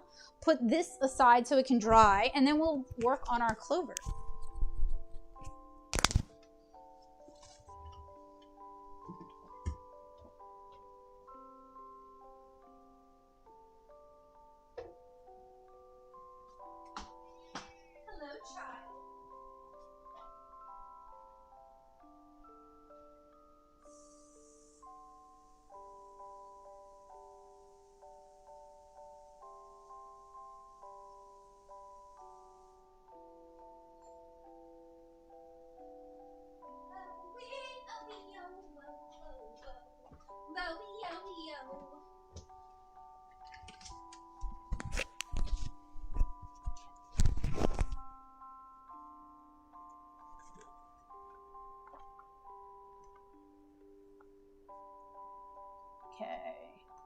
Sorry, reading. I have not seen any masking fluid jelly roll pins. They have resist pins that are kind of like that, but you can't remove them. In fact, I have one and I've never used it, and I should use it. I should try it at least before it rots. But it's not meant to be removable. It just creates like a film on the paper, which is fine.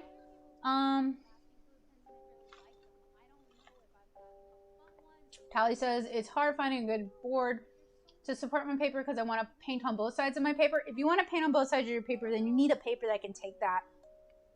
The only one that I have heard of, and that doesn't mean it's the only one that it exists, it's just I've heard this from Maddie, is that Moulin de Roy, Canson's Moulin de Roy, you can paint on both sides. And I know some people paint on both sides of the paper in their watercolor sketchbooks. I mean, okay, we could walk through this. When I am painting on Gator board, I'm painting one side at a time, right? I let it dry and then I remove it. The problem is when you go to stretch the paper again, if you do decide to stretch it, because you don't have to stretch it, but if you were to apply a really wet wash, there's a chance that it will saturate through, reactivate the paint you put on the other side, and ruin what you painted. So I know it's like an economic thing probably, but I would have some strong misgivings about doing that myself.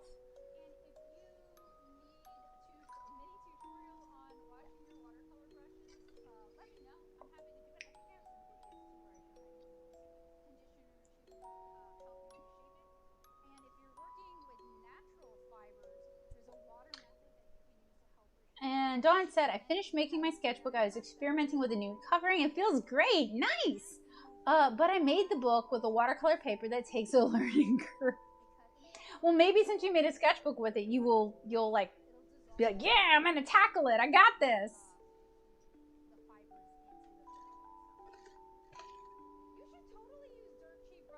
I love the pink and orange, and any colored lead technique is one of my favorites. Let me smoosh this down. Okay, so we're doing this tape. This Art Snacks tape is not the best tape for, you know, tacking it down. I used it because I have it and I like to try and use what I have. I know it doesn't always seem like that, but I do. Come on, you let me take a picture. Thank you. And it's just, it doesn't want to hold. The tackosity on this is poor. Poor tackosity.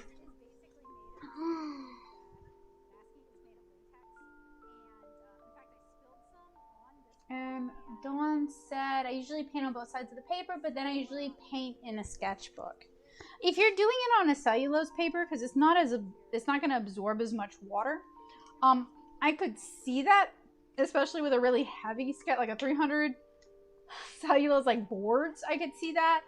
And it's, you know, it is a to each their own, your mileage may vary sort of situation. I am 110% not here to yuck anybody's yum or to make anybody feel like I'm putting them down.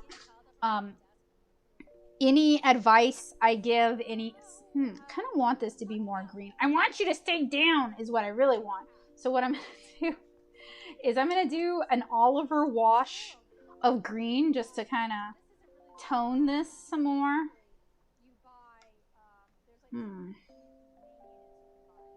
Dare I? Because there's parts I'd like to reserve. You know what?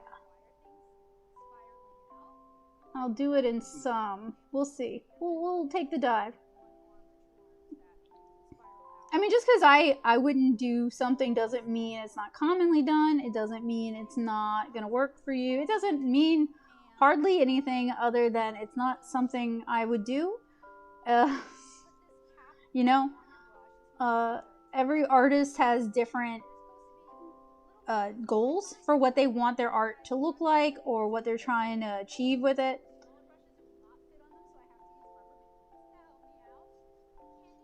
So, sorry, I'm gonna probably get kind of quiet because I'm gonna either I'm going to get quiet or I'm going to be narrating what I'm doing because I'm concentrating. But anyway, I just don't want it to ever come across as me saying, like, you can't do X, Y, Z.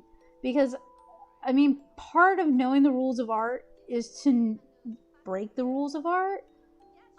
It's just, you know, it's helpful to know them so that when you break them, it has impact.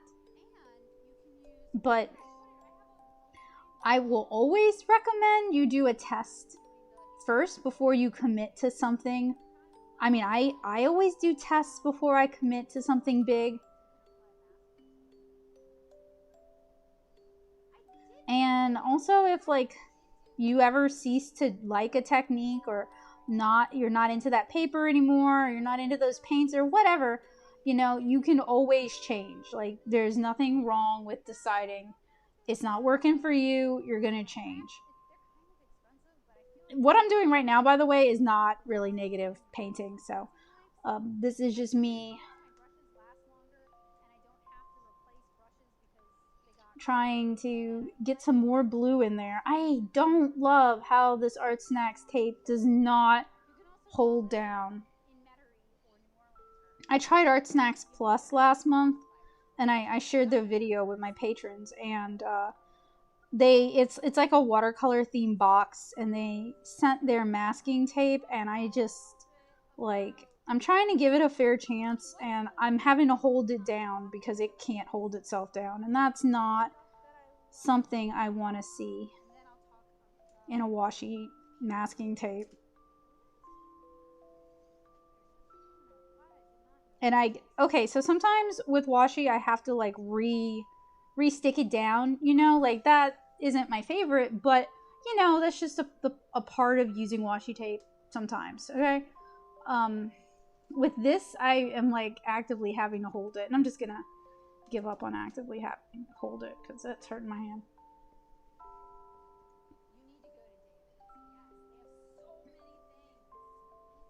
But like, one of the things I learned both times I pursued degrees in art is you're gonna have a lot of people who tell you you can't do this, that's not art, you can't do that, that's not art, and they're wrong a lot of the time.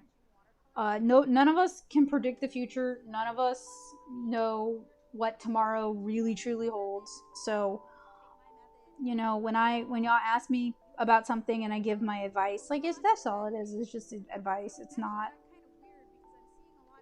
I'm not pretending like I have like the golden ticket and I know exactly what tomorrow is gonna look like. Because I mean, I thought my career was gonna look a lot different than it looked. So. And a lot of other people did.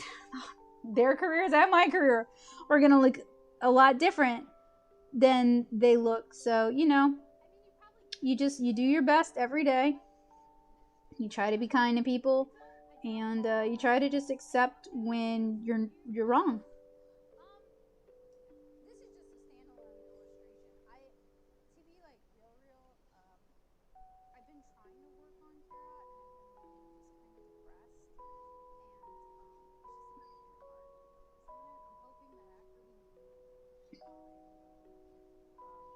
And so how do I put this? I don't want this to turn into a religious whatever, because it's not, and I am not comfortable doing that. But there is a religious virtue that I think a lot of different religions share that isn't really talked about, and it's having grace. And you know, grace is often pushed as being graceful, moving in a graceful manner, but having grace is actually something anyone can and should pursue. It can be a really wonderful virtue, and that is having humility and knowing when to admit that you're wrong, and being open to the idea that other people know things. And I feel like it's so basic explaining it, I'm sorry, but it's just generally trying to take things in stride and being open-minded and going with the flow and being kind to others, and treating people the way you want to be treated. And I think that in and of itself is something that's worth, you know, trying to have, especially in the art community where theoretically it's a small world and we all know each other, not really, but I will say, you know, if you are an awful person, it often does get around to other people. So, you know, having that virtue, working on that virtue, is something that is really can be very beneficial. And it's something I really struggled with directly out of grad school, because I felt like I had a lot to prove. I had a lot of classmates who were like very sexist towards me and really ugly. And I don't mean, when I say ugly, I don't mean physically ugly. I mean like just not nice people. Would be mean to other people that I cared about, you know, and I felt like I had all this to prove, and then I failed to be able to prove any of it. And I had a really hard time with it. I mean, I was really, really depressed. I was really struggling, and I don't know, like I did my best to try and change my own fate, and I just felt like I wasn't successful at that. And trying to adopt grace as something I think is a positive attribute and something like I'm actively working towards and thinking about has helped me weather the feelings a lot better, to just accept things, try to be happy when other people have success, and try to be grateful for my own successes even when they're very small, and just try to stay in the moment. And you know, me 5-10 years ago would have been like, that's all woo woo, you know, like, but I'm a much happier person now, even though I am not, by most people's definition, successful. I don't have a lot to show from the things that I've done, but I feel like I'm in a better place emotionally to deal with those things and to talk about those things and not be angry and not feel bitter. And I mean, I am frustrated and sometimes depressed, but I'm not where I was, you know, 4 or 5 years ago. I'm in a much happier mental state. And a lot of it was because I just really wanted to work on having grace, being a kinder person, not being jealous, not being bitter, not being envious. And that's hard. Like, I say it like it's easy. I say it like, oh, and yesterday I flipped the switch and it was so easy. It's not easy, but, you know, actively putting in that effort to try and change as a person and be a better person and be a kinder person every day and work on it, even though I fail, sometimes, often, not as often as I used to, but I still fail. I don't want it to seem like it's so easy, because it's not, but it really, really, really did help. And we were talking about commentary and drama channels a couple weeks ago, and I will say that trying to not be envious of others, trying to celebrate other people's victories, trying to look at how you yourself can be a better person and not focusing on how other people have failed or they're not good people or they don't deserve XYZ, whatever. I feel like the internet right now doesn't necessarily reward. Let me be very careful how I say this, because I'm not making a judgment call at all about any person at all. I just feel like when we're always looking at how other people are dropping the ball or misbehaving, and I don't mean like in an actual predatory way that hurts others. I mean like, you know, petty-ish stuff, or we're always looking at how someone else has succeeded, and we're trying to find ways to diminish that success, to take away that victory. Like, we're hurting ourselves when we do that. We're taking away from ourselves when we do that. We're poisoning the community we belong to when we do that. We're setting a negative example. We're showing other people like the worst side of ourselves when we do that. It's just, and I think like if that had been a thing 15 years ago, maybe I would have been the sort of person to have gotten involved in that aspect. Like, I'm not pretending like I'm above that or better than that. That would have been appealing to me at a different stage of my life, because I wasn't a really good person for a long time. But I think trying to find, because like when you try to have more grace, when you try to be a loving person to other people, regardless of, like, you know, who they are, or where they are in life or whatever, when you try to be kind to other people and empathetic, and you try to have humility, when you try to embody the attributes of grace, it makes it easier to forgive and love yourself, because you're not harboring all these competitive, jealous thoughts either. I mean, I don't know. I don't want to sound like holier than thou or woo-woo, and I'm not at all recommending that if you're not religious that you subscribe to any religion. That's not my goal. I'm just saying, like it's like saying, like, what I'm saying is like if honesty is a good thing, and people, you know, should try to be honest, right? So it's similar when I say, you know, the attribute of grace is a good thing and people should try to have grace. It's like one of those kind of neglected, I mean, it certainly wasn't something that was ever pushed in all of the education that I've had. Not even in religious education growing up was it ever pushed as like an attribute that was attainable from someone like me. Someone who didn't want to necessarily, you know, be a homemaker. Okay, so what I wanted to do with this design is I kind of wanted it to soften out and break down into individual free-handed little clover, and somehow along the way some brown got in there, just a little bit of brown. So I'm gonna let this dry, and then I'm gonna go back in and I'm gonna do negative painting. Well, I'm gonna create negative painting. So basically I'm going to leave the green clovers and just kind of start painting in the background after it's dried. I bet I got a lot of chat to catch up on.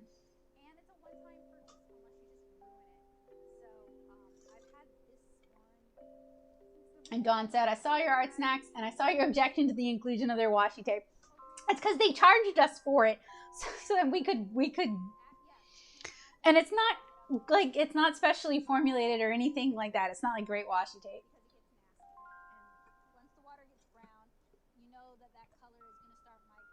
Hema said, art is a made-up concept with made-up criteria. Create whatever you want. Art and gender are social constructs. Yes, that is for sure. Hema said, religion makes me uncomfortable to hear about sometimes. But like the stuff you're saying, yeah, I feel like more than religion, it's more like should be basic sense. Yeah. The only reason I mention religion at all is the only time it had been brought up to me was in a religious sense. But it was always as this unattainable virtue that like only 3 people can have. But when you really think about what it is, it's like a combination of a bunch of virtues, you know, and also just trying to love. I think a lot of it is also trying to love yourself and being patient with yourself. And that's something that is not really taught, but it's really important.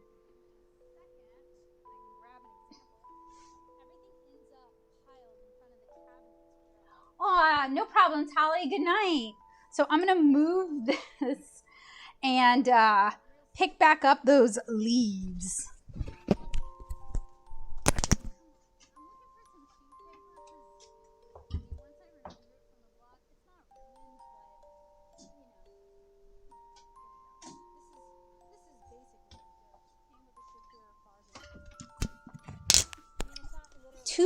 To be real, talking about religion always makes me kind of uncomfortable because I grew up in a family where whatever I was or my family was, it wasn't enough. So I don't really like, and also the religion that my family is and that I am has done some like atrocious stuff to people that I can't stand behind and that I don't agree with and that I don't support whatsoever. And I don't want, because I really think it's important to try and love everybody, you know? And I don't want people thinking that I'm like that. Like I'm judgmental, that I'm going to turn someone away, that I'm going to tell you off for who you are, because I'm not that kind of a person. I grew up in that kind of a family, you know. That's all I was gonna say. It makes me uncomfortable too. All right, so this is actually gonna end up being kind of like negative painting as well, but that's cool. You know, you end up where you'll use a technique several times or several different techniques in order to get what you want. So nothing wrong with that. Right, you get it? Yeah. He must said that makes sense for sure. Like they make it seem like Nirvana or something only the Buddha has ever managed to do. And yeah, like maybe the Buddha was the only one ever able to accomplish it, but we can all work towards it.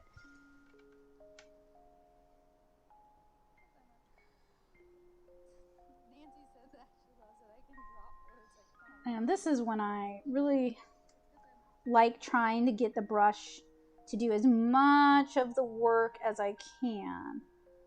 So I use the largest brush I'm comfortable with, but one that also has good flex. And I'm doing the center vein of the leaf and also shading in the bottom part a little bit.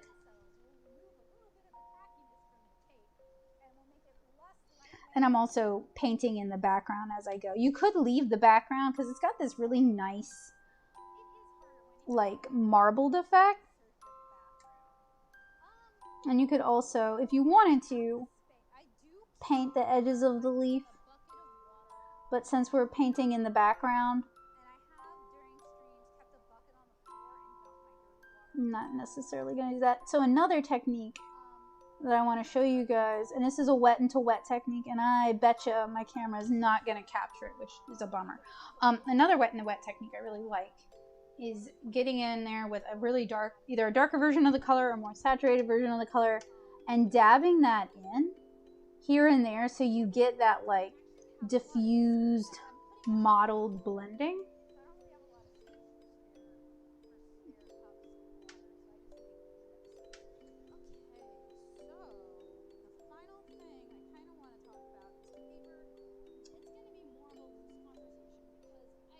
I feel like one day I'll sit down and do like a blog post or something where I'm better able to articulate what I was trying to say. But I do think it's like a good thing to try and work towards. Like break it down to like loving yourself and loving others and trying to take things in stride. Which is hard because I've always kind of compared myself to others and found myself lacking. Like I don't think of myself as a particularly competitive person, but I do have this like need to be loved and recognized as a person, and that wasn't something that really came easy in my extended family. Like I always felt like my accomplishments weren't really recognized by my family, or it wasn't good enough, or like some cousin always was doing it better somehow. Like even if we were doing different things, they were doing it better somehow. So you know, working on loving myself and loving the things that I've done, even if they have not always opened the doors for me that I wanted them to open, is a journey that I've definitely been on. And I think a lot of y'all can probably identify with that for whatever reasons. Like we're all on our own journeys, but I'm sure a lot of y'all can kind of identify with like the trying to find yourself and the trying to love yourself.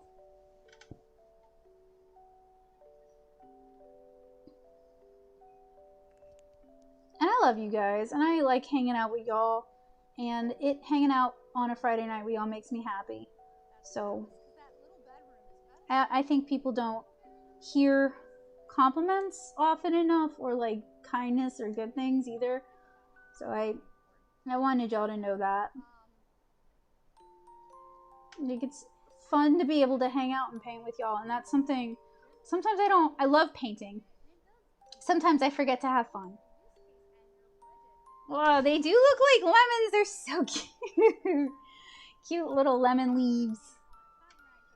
But I love the like fresh green color. And then I love how, you know, the darker blue, you have areas where it's kind of diffused.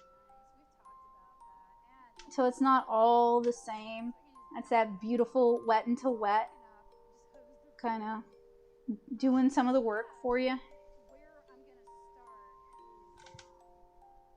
And it's such a nice, satisfying technique.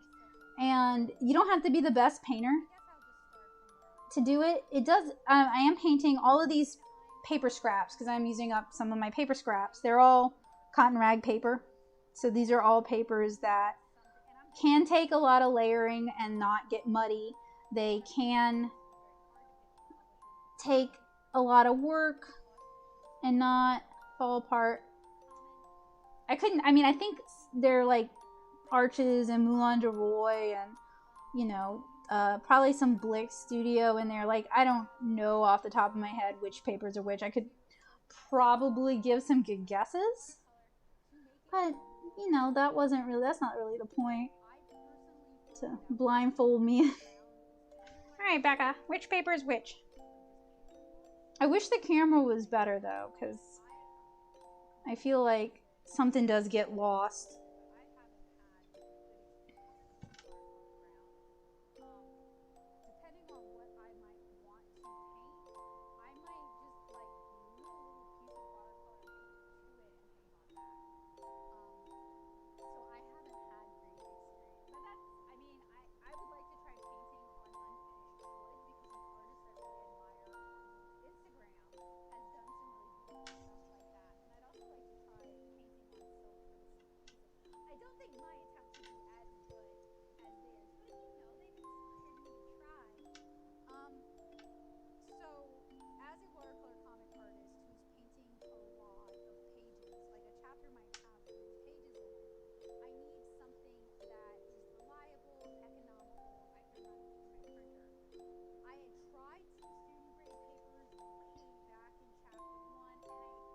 It's just so easy to like zone out and forget, you know, like forget, you know, oh, people are watching, because it's like, oh, I love painting leaves.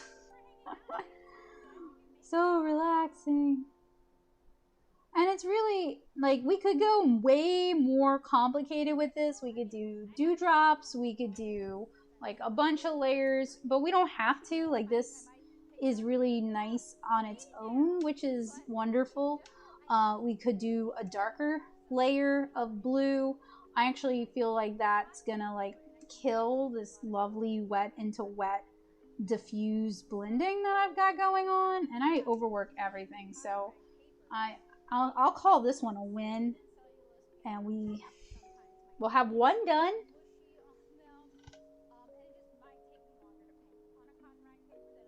But you can do it real simple. You can add lots of details, or you could do all the veins on the leaves if you want. Like, this is a technique that has a simple base, but you can kind of push it to be whatever, you know, whatever you want it to achieve for you. Sometimes I'll do layers of green on top if this isn't like as green as I want.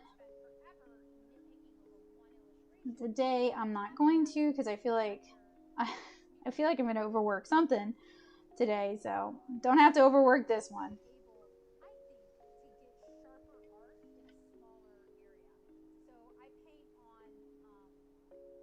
I like it though. They do look like lemons, but they get like a nice, fresh, summery vibe. Yeah, they're cute. I'm happy. Now, one last thing I could do after it dries is go in and do one really dark center line, and I might do that because that's not overworking it too much, I don't think. Oh, it looks better on camera. All right, give me a sec. Let me read. Hema said, most of my exhaustion with religion comes from constantly being told how perfect the Buddha was. And I was like, okay, thank you. I had enough, please. Okay, we have different religions, but I feel you. I get it. And it's like this unattainable goal that you're told you're always supposed to strive for, but that you'll never attain it. And it can get real, because I think we're very similar. It can get real like, well, then why should I try? Ish, you know? So I feel that. I feel that. And now I do not like hearing anything. I don't like hearing about anything along those lines at all. Feel ya. And Cindy said, this is so aesthetically pleasing. Thank you. It's very satisfying to paint, and it's actually pretty easy. You guys saw me drawing the leaves. That's the hardest part. That and the patience. Hema said, not a fan of hearing how terrible we are without God, whoever, and we should seek forgiveness. I feel that. I feel you. Oh, I feel it.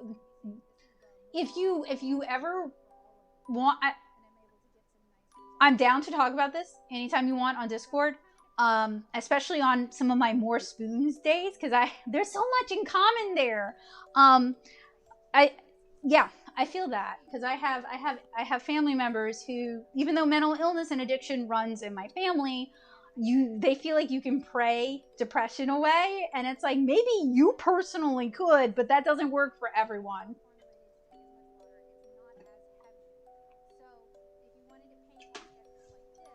I'm gonna move this and clean out my cup of water, and I think we could do the stars.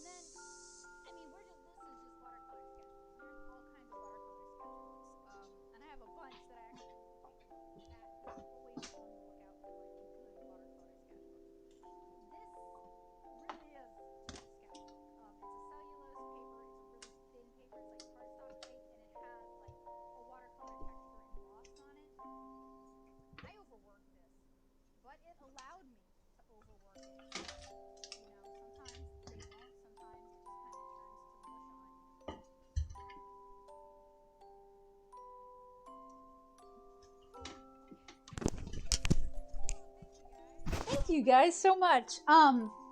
Words. Oh, so you guys saw that was like a really simple technique. It requires some patience, but like patience is, once you've got it, patience is cheap. It's acquiring patience that is expensive. So I think I mixed all these colors a little darker, which is good. So I'm gonna go ahead and do our second layer of the gradient. Hopefully I don't screw it up, but if I screw it up, that's okay.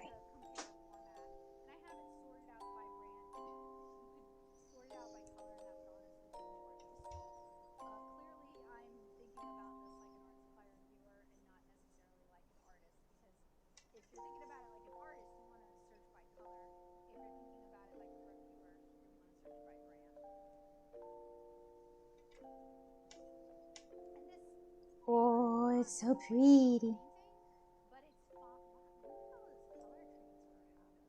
I'm trying it, because I did it at an angle, right? No, I did a... It's okay. I did goof.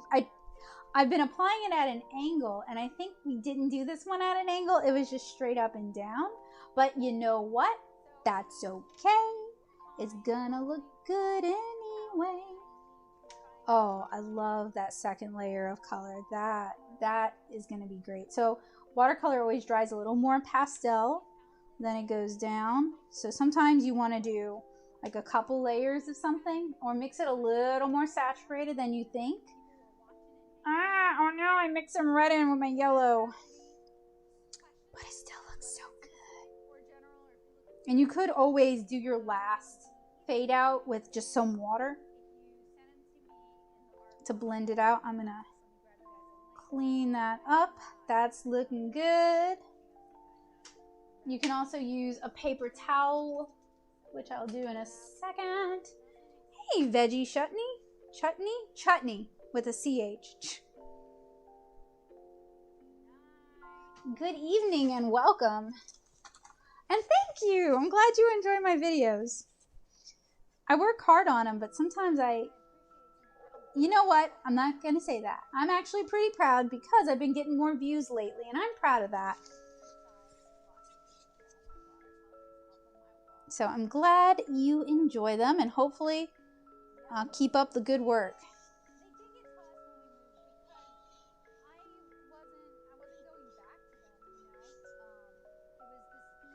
Okay, I just am cleaning up that extra water just so that, oh look, we're getting some runs. So runs are when one color moves and it's not necessarily what you wanted. I think it looks great though. I like it. I'm here for that. I spend all my time controlling watercolor, and sometimes it's nice to just like let it do what watercolor is gonna do. I don't want to move that, so I'm just gonna move that off to the side, let it dry, and then we can remove the masking fluid. Yes, they are fruit. I can't talk. They are fruity drinks, so they're probably cocktails, but you know, they could be fruit juice, they could be lemonade. They're just cute. I hope you guys have a wonderful week and a happy weekend.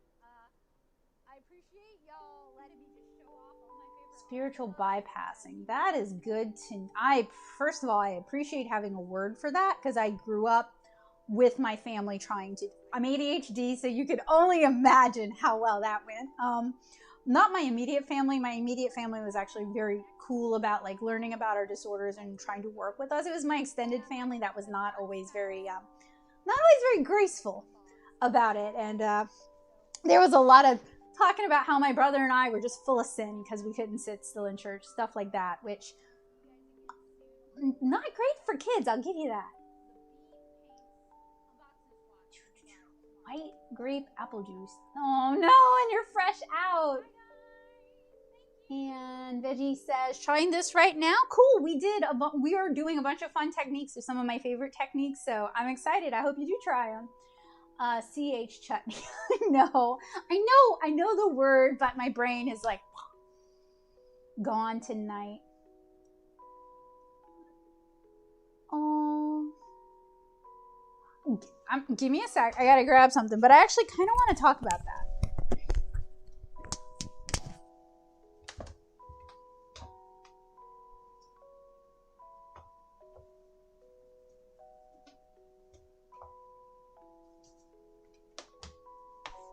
Check out how pretty this one is turning out, because you can actually see the blue through it. Oh, y'all can't hear me. I don't know why I'm talking to myself.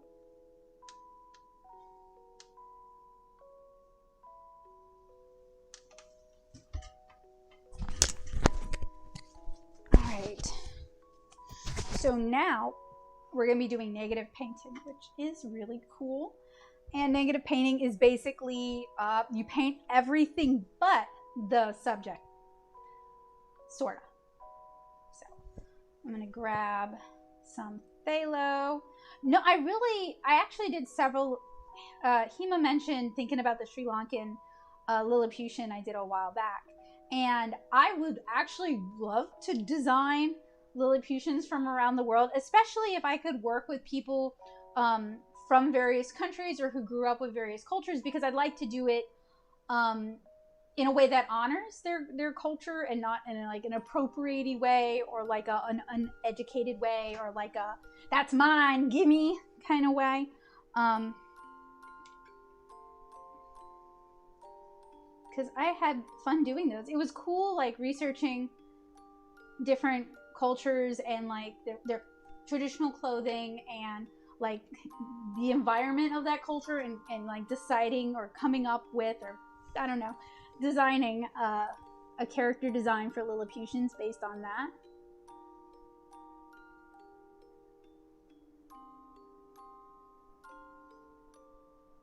So I'm still gonna do some details, but most of what I'm gonna be painting is the background blue. And that's gonna create a sense of depth.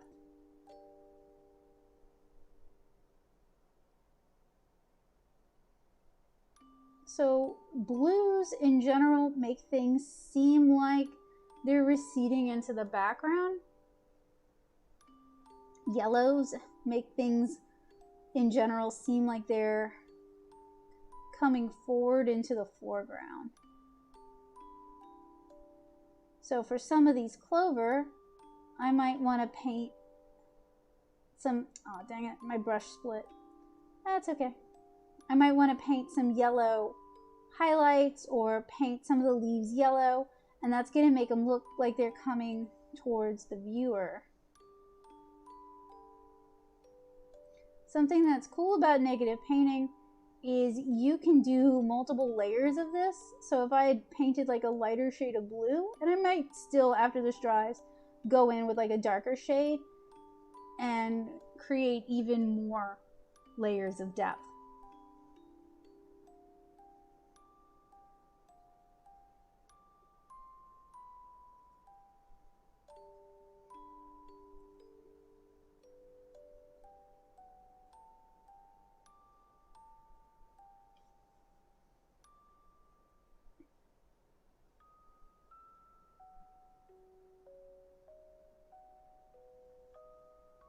And in general, you want to use the biggest brush. Sorry, I'm lisping a little bit.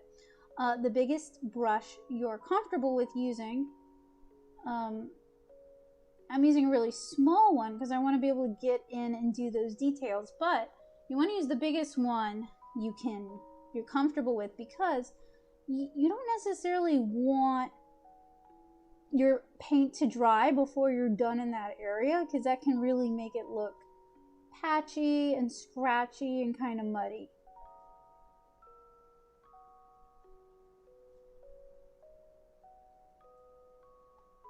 So right now I'm looking at this and I feel like the clover is not as full as I'd like. So to make it have more depth, after this layer has dried, I can go in with a darker color and I can create, and I'll show you guys how to do that because this is all pretty simple, so it should dry pretty quick. And I also could just start carving out by painting more clover shapes very simply. You know, just because you sketched it in pencil doesn't mean it's set in stone.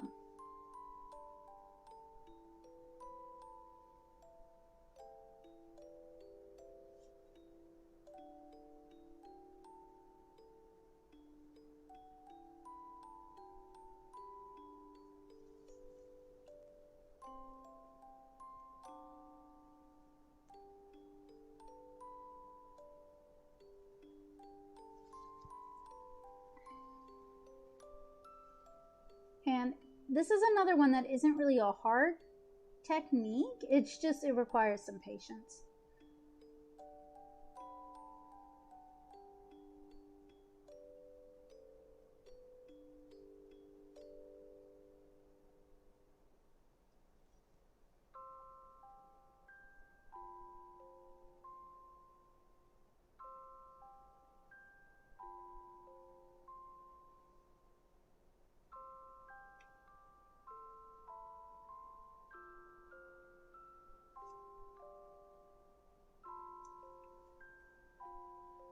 So when I finally start working my way down here, probably midway, I'm actually going to switch over to just painting little clovers using this technique rather than painting the background. And that's a way to kind of soften the transition and lighten it up a little bit. This is so much fun. I like painting and I like being able to talk about like stuff I've learned and how I think about it, and you know, I'm not necessarily confident enough to have one of the YouTube channels where you literally tell people, do it this way, that's the correct way to do it. Because of like kind of what I told you guys earlier, a lot of my formative art school experiences were seeing someone say you don't do it that way, and then literally seeing someone do it the opposite of how they were told and actually becoming quite successful for it. So there are some things that it's like, okay, that doesn't really work that well, but there are, you know, no absolute set in stone rules to art. Not really. There's always going to be some famous exception and a bunch of not so famous exceptions.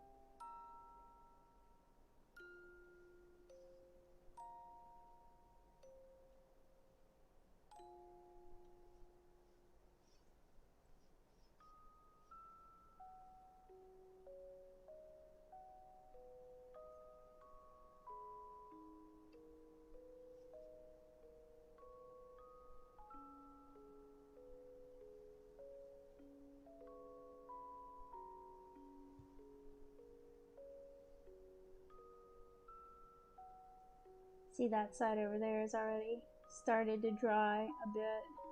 Something else that would be neat to do would be to water down your blue as you go, so it kind of fades.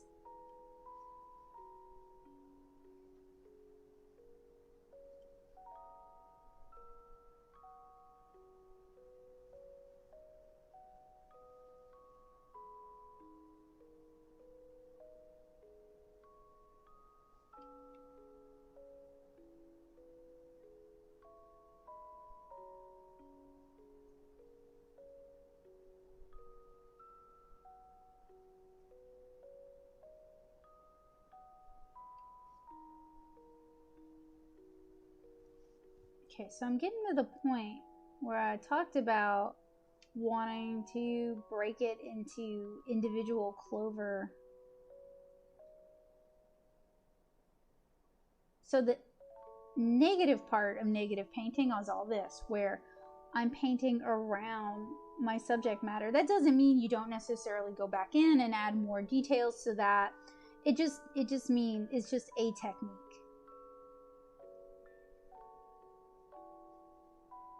It's a fun technique too.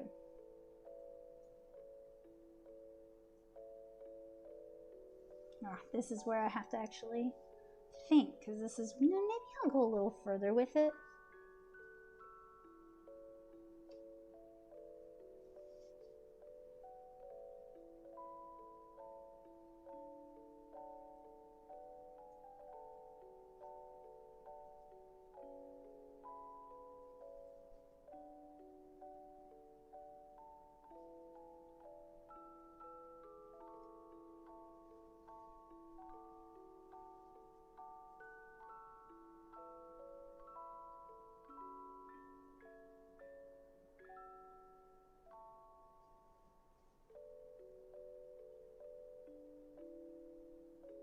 Sometimes it's easier for me to demonstrate techniques if I'm painting a something. It doesn't have to be a fancy something, but it kind of gives structure to how I think about it, and that makes explaining it and talking about it easier.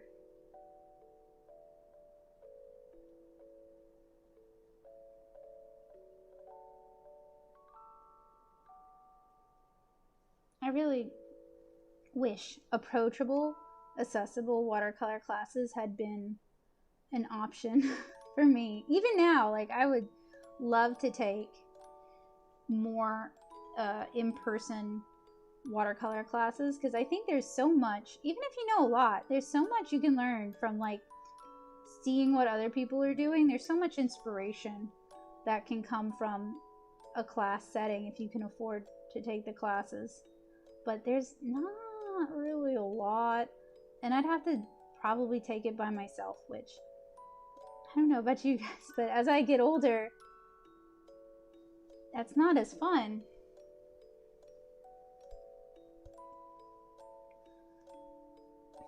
Okay, so now so that I'm in the thinking stage. I'm gonna start, instead of just painting everything blue, I'm gonna start painting in these big clover shapes and leaving some green as like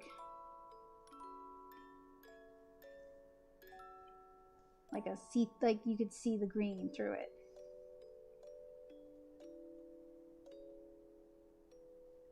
Another reason I recommend you work with the biggest brush you can handle is my hand is starting to cramp doing this because it's all this little bitty fiddly work, and that's okay. I'm just, you know, you want to spare your hand when you can because you only have 2 of them. If you're lucky, I guess. I don't know. Though there are people who do beautiful things using their feet.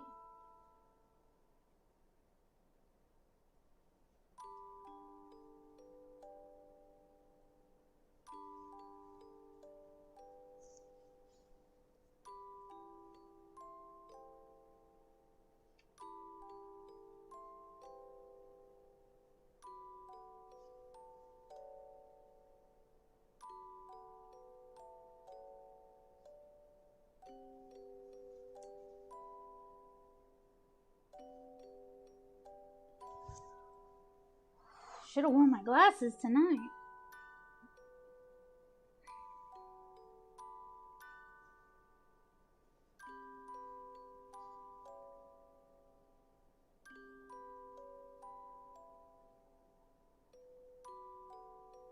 Sorry I'm not able to keep up with chat as I'm working on this. It's fiddly, and I want to, because I have the fan on, I want to get as much of it done wet into wet before it dries. But I will catch up with the chat once I'm past this trial and tribulation. One of my favorite LPers is playing the new Phoenix Wright game, but I'm watching him play the second one right now, so I gotta wait until I finish the second one and then I'll watch him play the new one. But I'm excited about the new one because it's never, well, I say new, it's new to Western US English speaking audiences, and since I do not speak any Japanese at all, I kind of struggle with languages, honestly. So, you know, I'm excited that Johnny Awesome's playing it because he always has such like a good attitude. Like, he's always excited and brings a lot of positive energy. And not that I'm a good vibes only kind of person. Anyone who knows me in real life knows I have my own struggles. It's a joy to watch somebody enjoy something.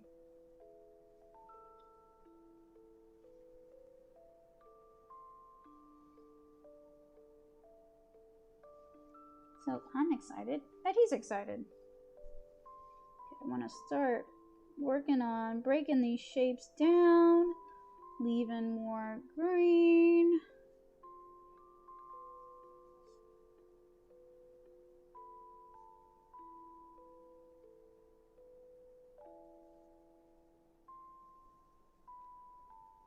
Maybe just painting a little bit of the shadow of the leaf, not trying to cover as much area.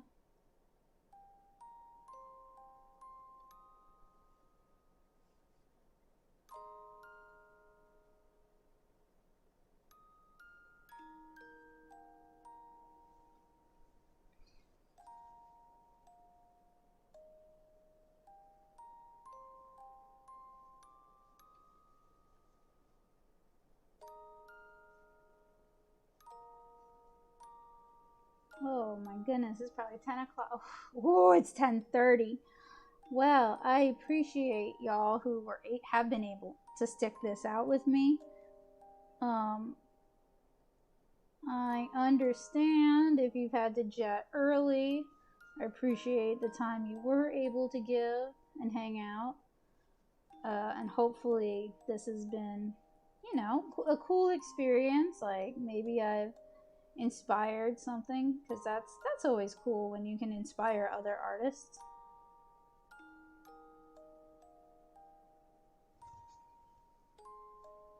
It is definitely a patience endeavor, not a difficult one. I think, I mean, I'm doing clover shapes, you know, like clover shapes are really simple, very it's like heart shapes, just very basic, but you can make something that looks cool and way more complicated than it actually is.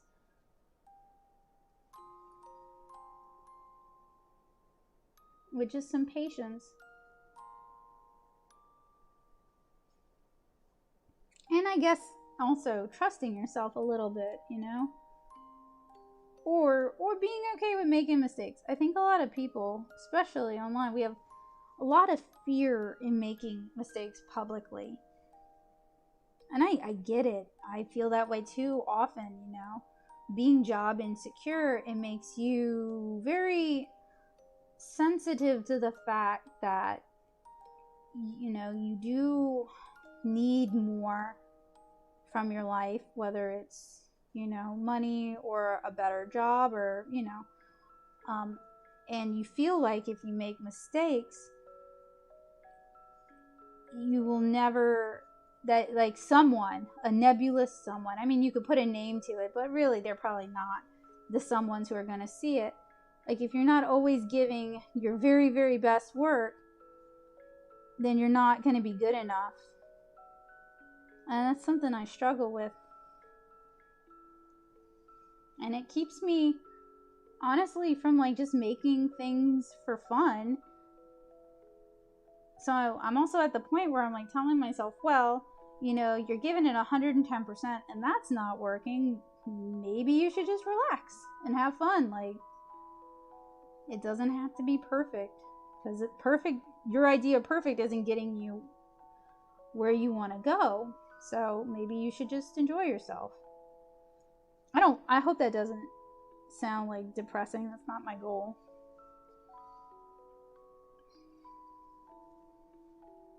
Okay, so basically only have a few left, because I want to keep it really, really light down here. So I'm just going to paint what might be like the center or where leaves are meeting, to just imply like a little bit of shadow.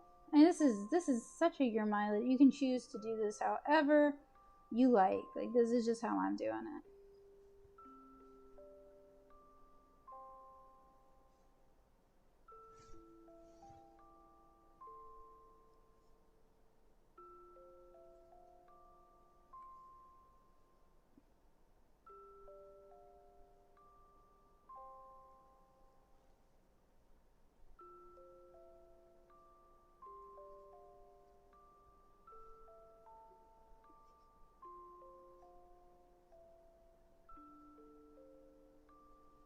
Going back and just kind of lining some of these, giving them some definition. Okay, that's looking pretty good. Whew, it's hard on my hand.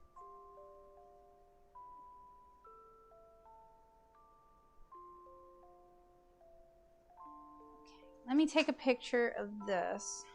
I'm thinking about it. It'll give it a chance to dry a little bit. I'm sorry that I'm always putting my phone like in y'all's faces, like, oh, look at my phone.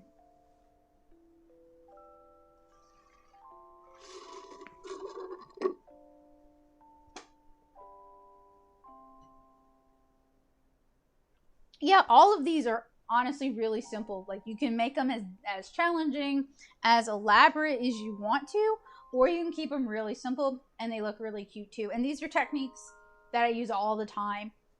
I'd actually really like to use the rainbow gradient technique more as like a base layer for my art. I'm working up the courage to do that one, because I think the end result would look really good, but it's just, you know, like, gotta do it, gotta get over myself and try it. Veggie Chutney said, your paintings never fail to inspire me to pick up a paintbrush. That is such a nice compliment. Thank you. I keep a compliment document for bad days. That one's going in the old compliment file. Do it right now while I'm thinking about it.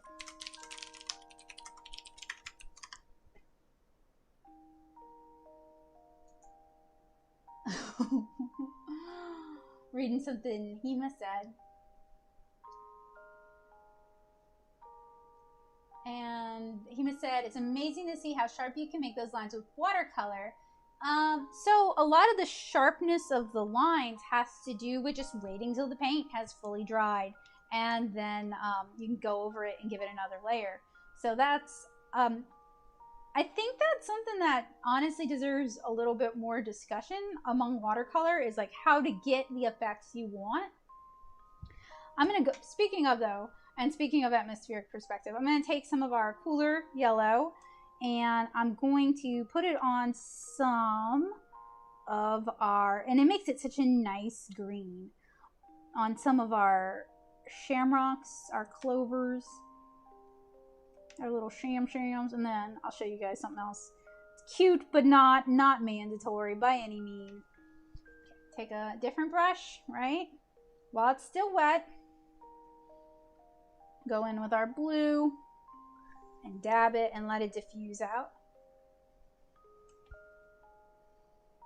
And I have some really good, in my own opinion, some really good videos on atmospheric, like 2 really good videos on atmospheric perspective. But it's a great set. I mean, even if you know traditional linear perspective where you're doing the grids and all that, atmospheric perspective just helps push the illusion of depth. So you can definitely use both. Both are great. Both are good. But if you're not as confident with, you know, lines and grid perspective, atmospheric perspective can give a lot of depth to your work without you having to, you know, slap down a grid and all that. So it's well worth at least understanding it a little bit, because it can really help you.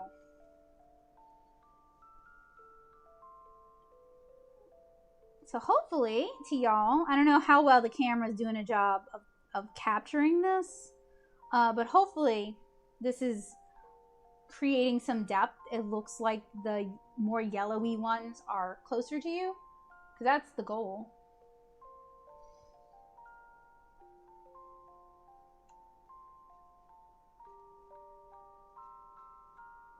And I feel like even though I was showing y'all stuff, I feel like I learned some stuff too. Maybe it's the friends we made along the way.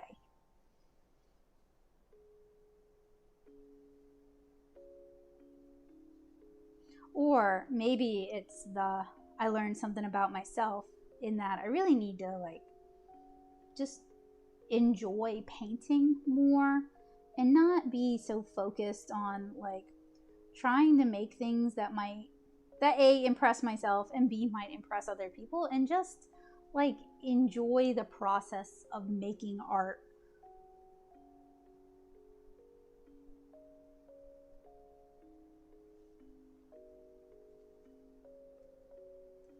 And I feel like that's a little sad for me to say that, you know, but I think it's probably a sentiment a lot of people can relate to.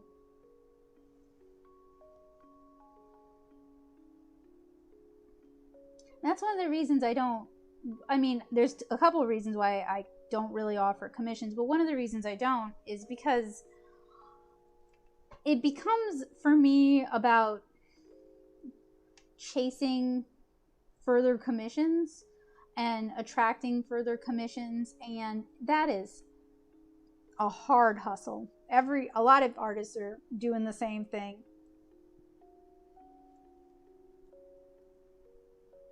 And even though I love drawing for people on occasion, and I have some Lilliputians I gotta draw for people, which I'm looking forward to, the chasing the commissions is what makes me kind of burn out.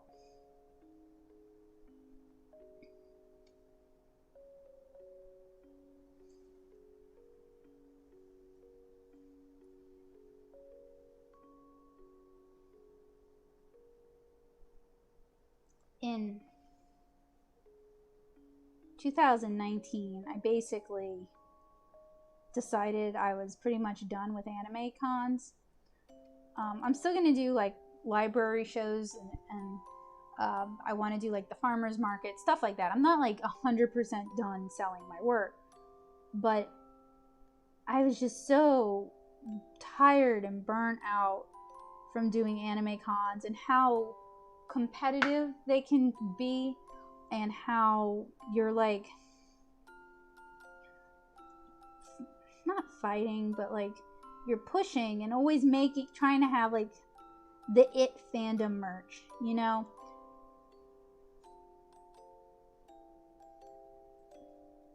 And everything has to be a certain kind of polished. And it just didn't, that aspect of it didn't make me happy. It's a lot of work for very little money, honestly. Or at least I wasn't one of the big money spinners. I didn't make buku money at anime cons, you know? And while I love doing commissions for people, it was kind of starting to kill me because my migraines were getting really, really bad. And I'd be sick for like 3 days after a show. It just wasn't, for me, it wasn't worth the cost, you know? Okay, so while this is drawing, I'll read the chat. I guess it has to do with that. Cindy said the cauliflowering is real on my water graduation at LOL. I kind of like cauliflowering. I wish I was good enough. And honestly, that is a sit down and practice with the paper, Becca, to get it when I want it, because it's such a nice texture technique. Especially when you like have it as a base, and then on top of it you have this really tight watercolor. It looks really good like that. And he must said it's nice that you want to work with people of the culture to paint things like that. Yeah, it seems like a cool collaboration. He must said sometimes it feels like when people want to create something not based on their culture, it feels like they look at this cool exotic thing and went, oh my god, free creative real estate. I could see that.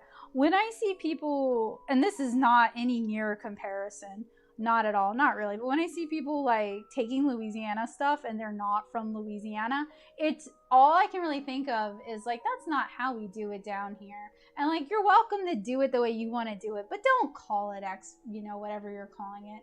Hey Jill, good evening. Oh no, there we go. Okay, I thought I lost the chat for a second. Hema said, I feel like I'm a broken record with this LOL, but wow, those blues are so nice. Wow, I love blue. No, they are, and I love blue as well. It's such a good color. And Cindy said that brush control is giving me life. It's killing my hand. The one with Phoenix. Okay, Hema is talking about the Ace Attorney thing. Yeah, it's the one with his ancestor. I'm really kind of excited about it. Where they're in England and they hang out with Herlock Sholmes.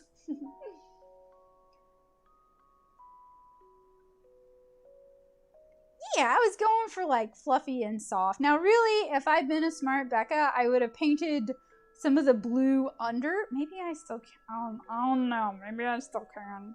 Maybe I still can. Let me do that. This will add an extra layer of fluffy dimension.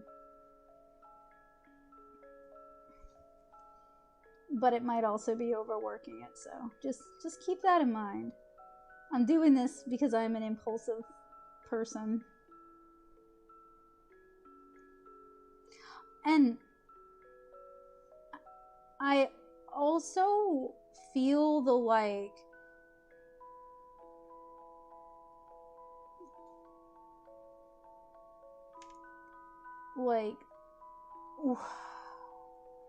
when you see something and it's not your culture and you think it's really cool and you pass it off as like your own, Like, it's very, I understand and respect how frustrating it is. I wouldn't say I understand 100%, but I do understand at least a little bit how frustrating it is to have been told, you know, there's no interest in that. People don't want those kind of stories. And then to see someone else who doesn't even understand it passing it off and like people love it. Like, all right, I'm gonna like admit some salt, and this isn't about a specific person or anything like that. It's a trend in comics that I've noticed. And like, it is not nearly comparable to somebody seeing their culture, you know, repackaged and resold. I'm not pretending that, but like, I'm saying like, I understand a smidgen of how it feels maybe.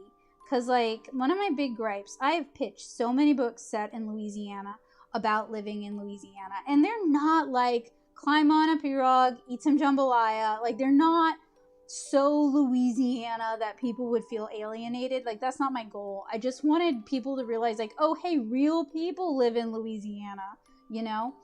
And like, I've had so many editors and publishers be like, that's not relatable. People elsewhere in the US can't relate to that, blah, blah, blah. And that stung, and I didn't agree with them, obviously.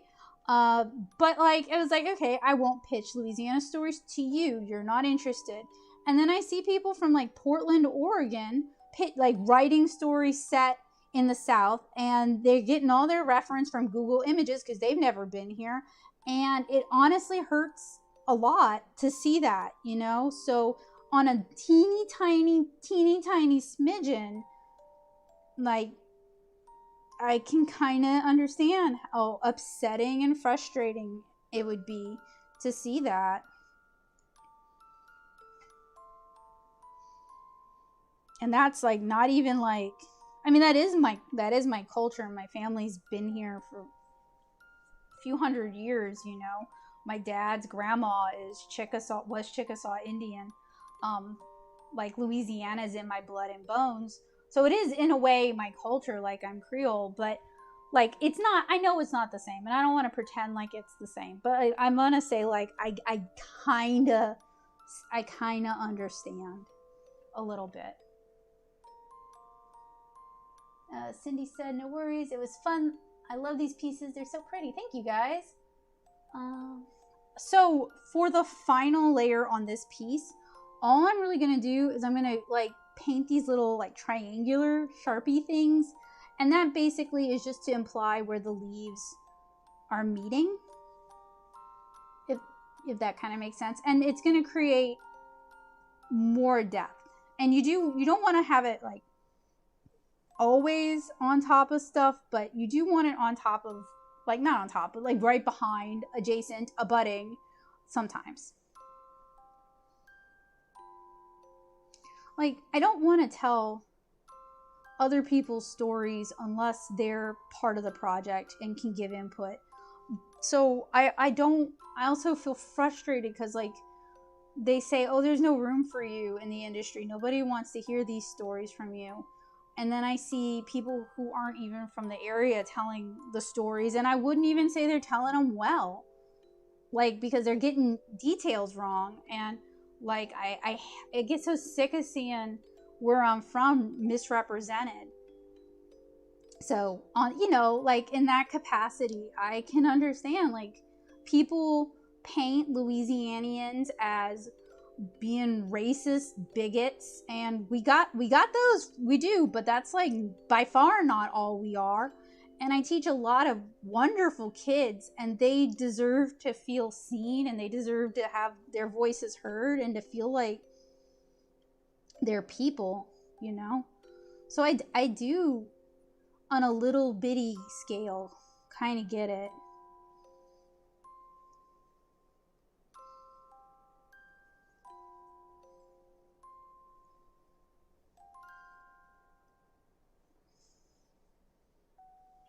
Now, really, I would want to do this with like a dark indigo or a dioxine blue, something like that. Because I'm not necessarily, when this dries, I'm not necessarily going to get the contrast I really want from it.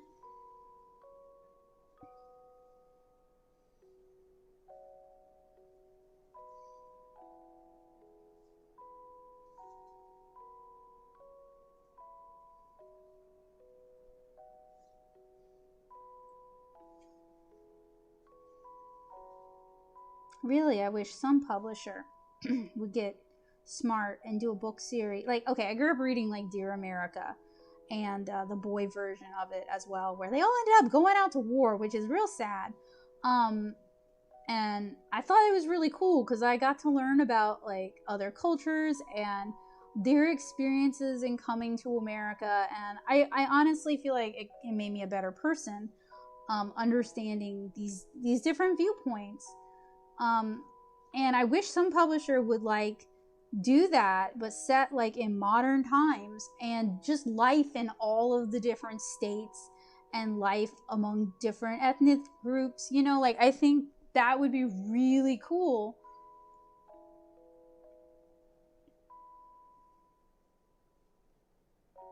And then I want them to hire me to do at least one of the Louisiana books. There should be many, because gosh, Louisiana is such a culturally diverse place, and I am not the only person. I'm not the only representative of Louisiana, but it'd be so cool to get to do one. Just let me do one.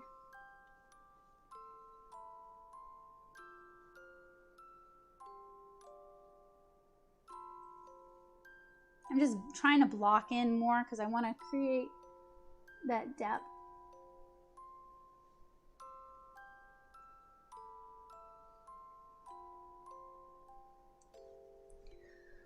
Okay, anyway, that's negative painting. 5 hours later, that's negative painting.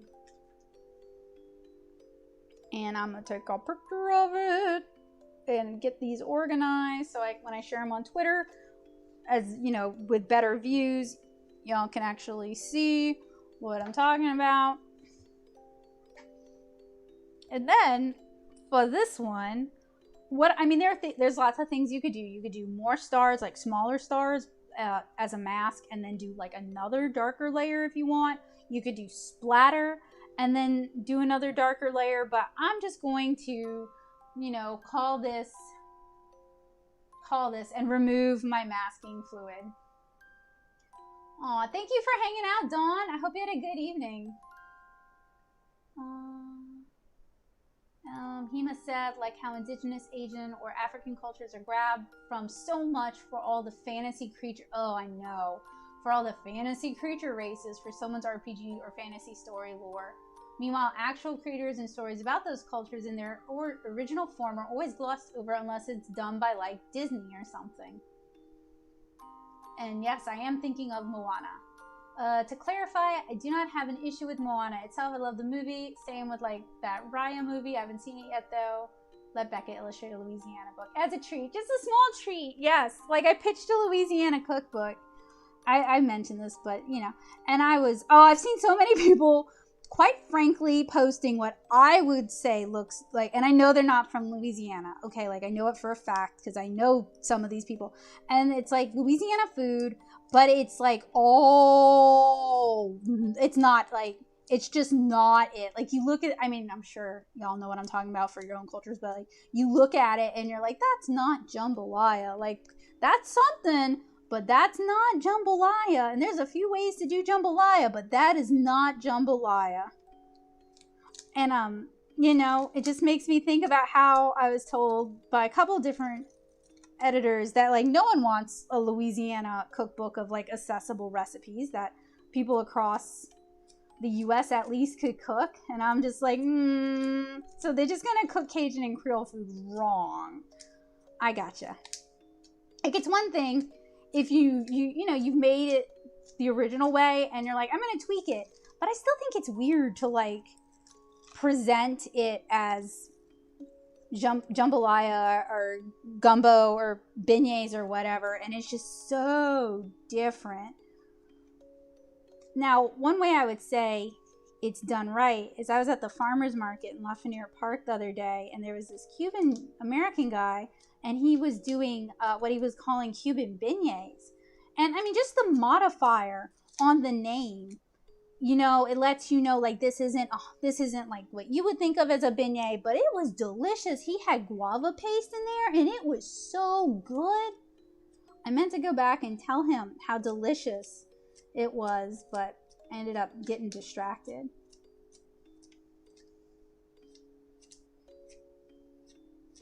Yes, let Becca do a Louisiana book as a treat. I would love to. And like when we go to places, I often tell the different associations, like for different tourist places, or groups, you know, like if you ever want an illustrator, you know, I'd be happy to do it. Like for some of the smaller groups, I've even offered to do it. Like there's like this area where a bunch of Canary Islanders were brought over like 400 years ago, and their culture is still really strong. And I told them, like, if you ever need an illustrator, you know, I'll do it pro bono, because I just think that's such a cool story, and their story being told shouldn't be contingent on somebody, you know, them raising the money to pay for it if they're interested in having their story told.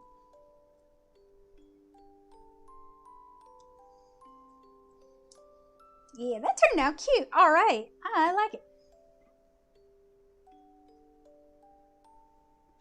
That's all I want. That's really mostly what I want, is to just tell stories set in Louisiana, because I grew up having to read Babysitter's Club, where it's set in like Connecticut, and having to identify with a girl who has a pet horse, not like is a horse girl. If I had to identify with that, they should have to identify with living on the bayou for 5 minutes.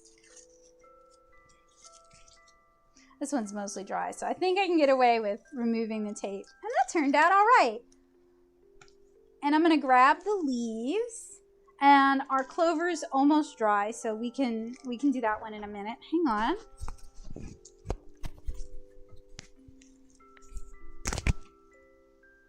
Oh, Bowie, you've been such a good company. You're such a good boy. Yeah, you. Oh, you're so cute with them little feeties.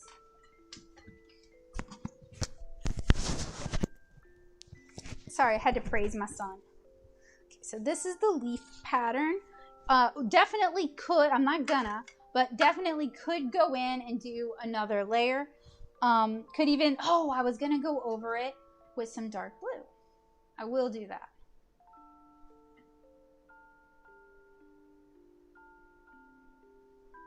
Wow, Calvin, that's really an accomplishment. Congrats. 30 days straight. That is some definite dedication.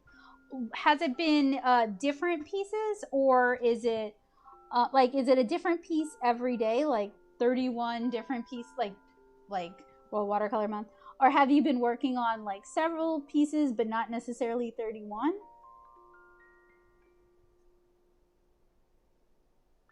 Like either way, I'm just curious. I'm not like diminishing the accomplishment. I'm just asking for the deets.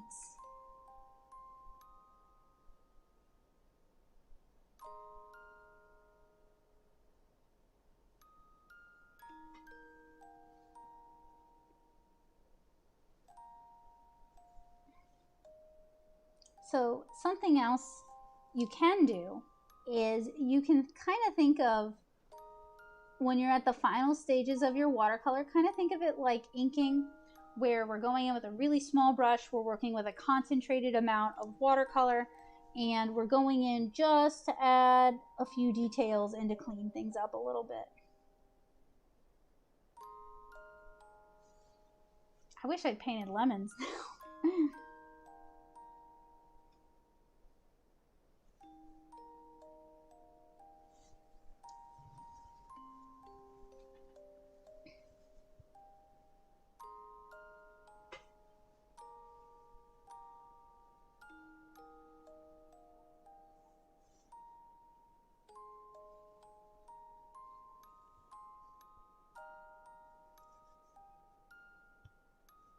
Yeah, none of these were super complicated, but they all turned out cute. And it was a good opportunity to demonstrate some fun watercolor techniques that hopefully y'all will try.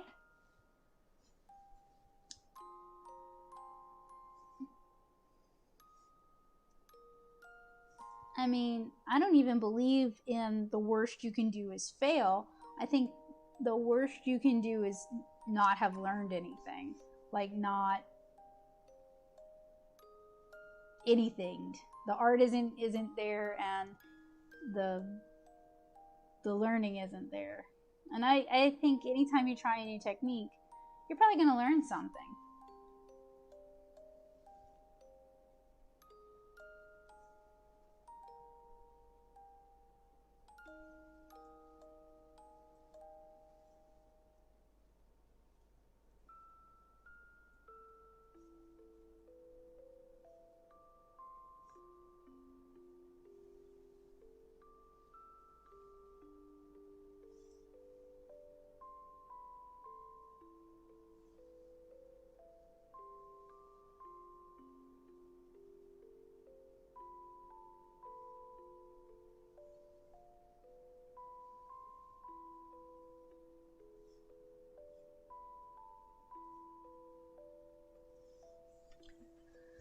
Alright, so that's our leaves. I'll let that dry.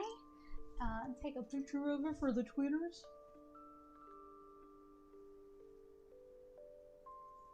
Come on, phone. Quit being dumb. Sorry.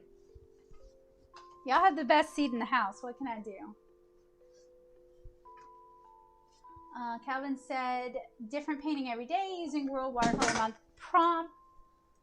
Make it a bit more challenging by making everything landscape related. Although the prompt feather and jewels kind of difficult to fit into landscapes. That's true. I mean, maybe you could do like a ridge of trees that are covered in birds. Yeah, honestly, the worst you can do is nothing. To do nothing. That is the worst.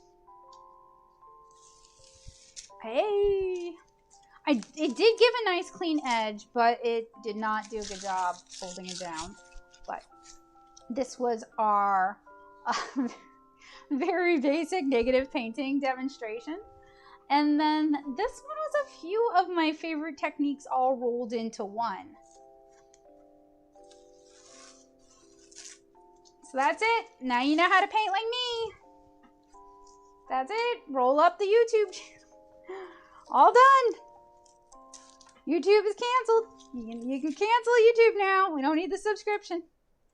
Just kidding. I do have lots more to show. In fact, I'm still working on a different tutorial. So, let me clean some of this mess up so we can have a pretty shot.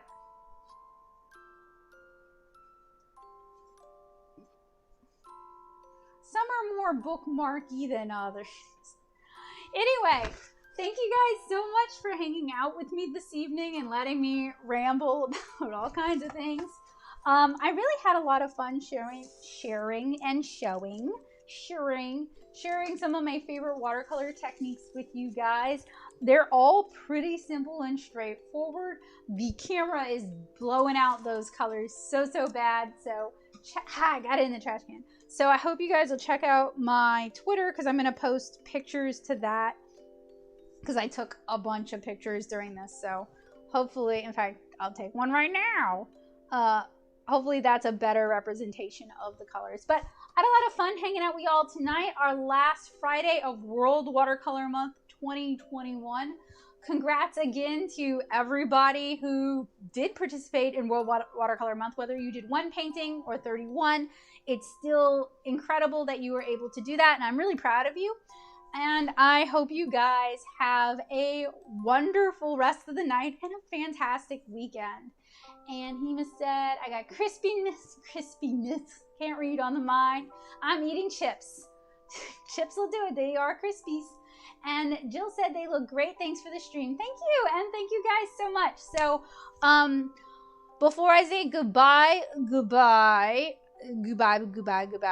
next Friday, I don't actually know if I'm doing a stream because we are preparing to go on vacation, so but I also have to bring my family to a bunch of doctor's appointments that week. They're fine. It's just everything fell at the same time.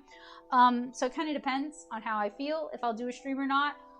If I do a stream, we'll be reprising, we'll be continuating, we'll be returning to our how to paint watercolor flower streams. But now you guys have all these new techniques and you know how to use the materials. So this should be just a slam. It should be a walk in the park.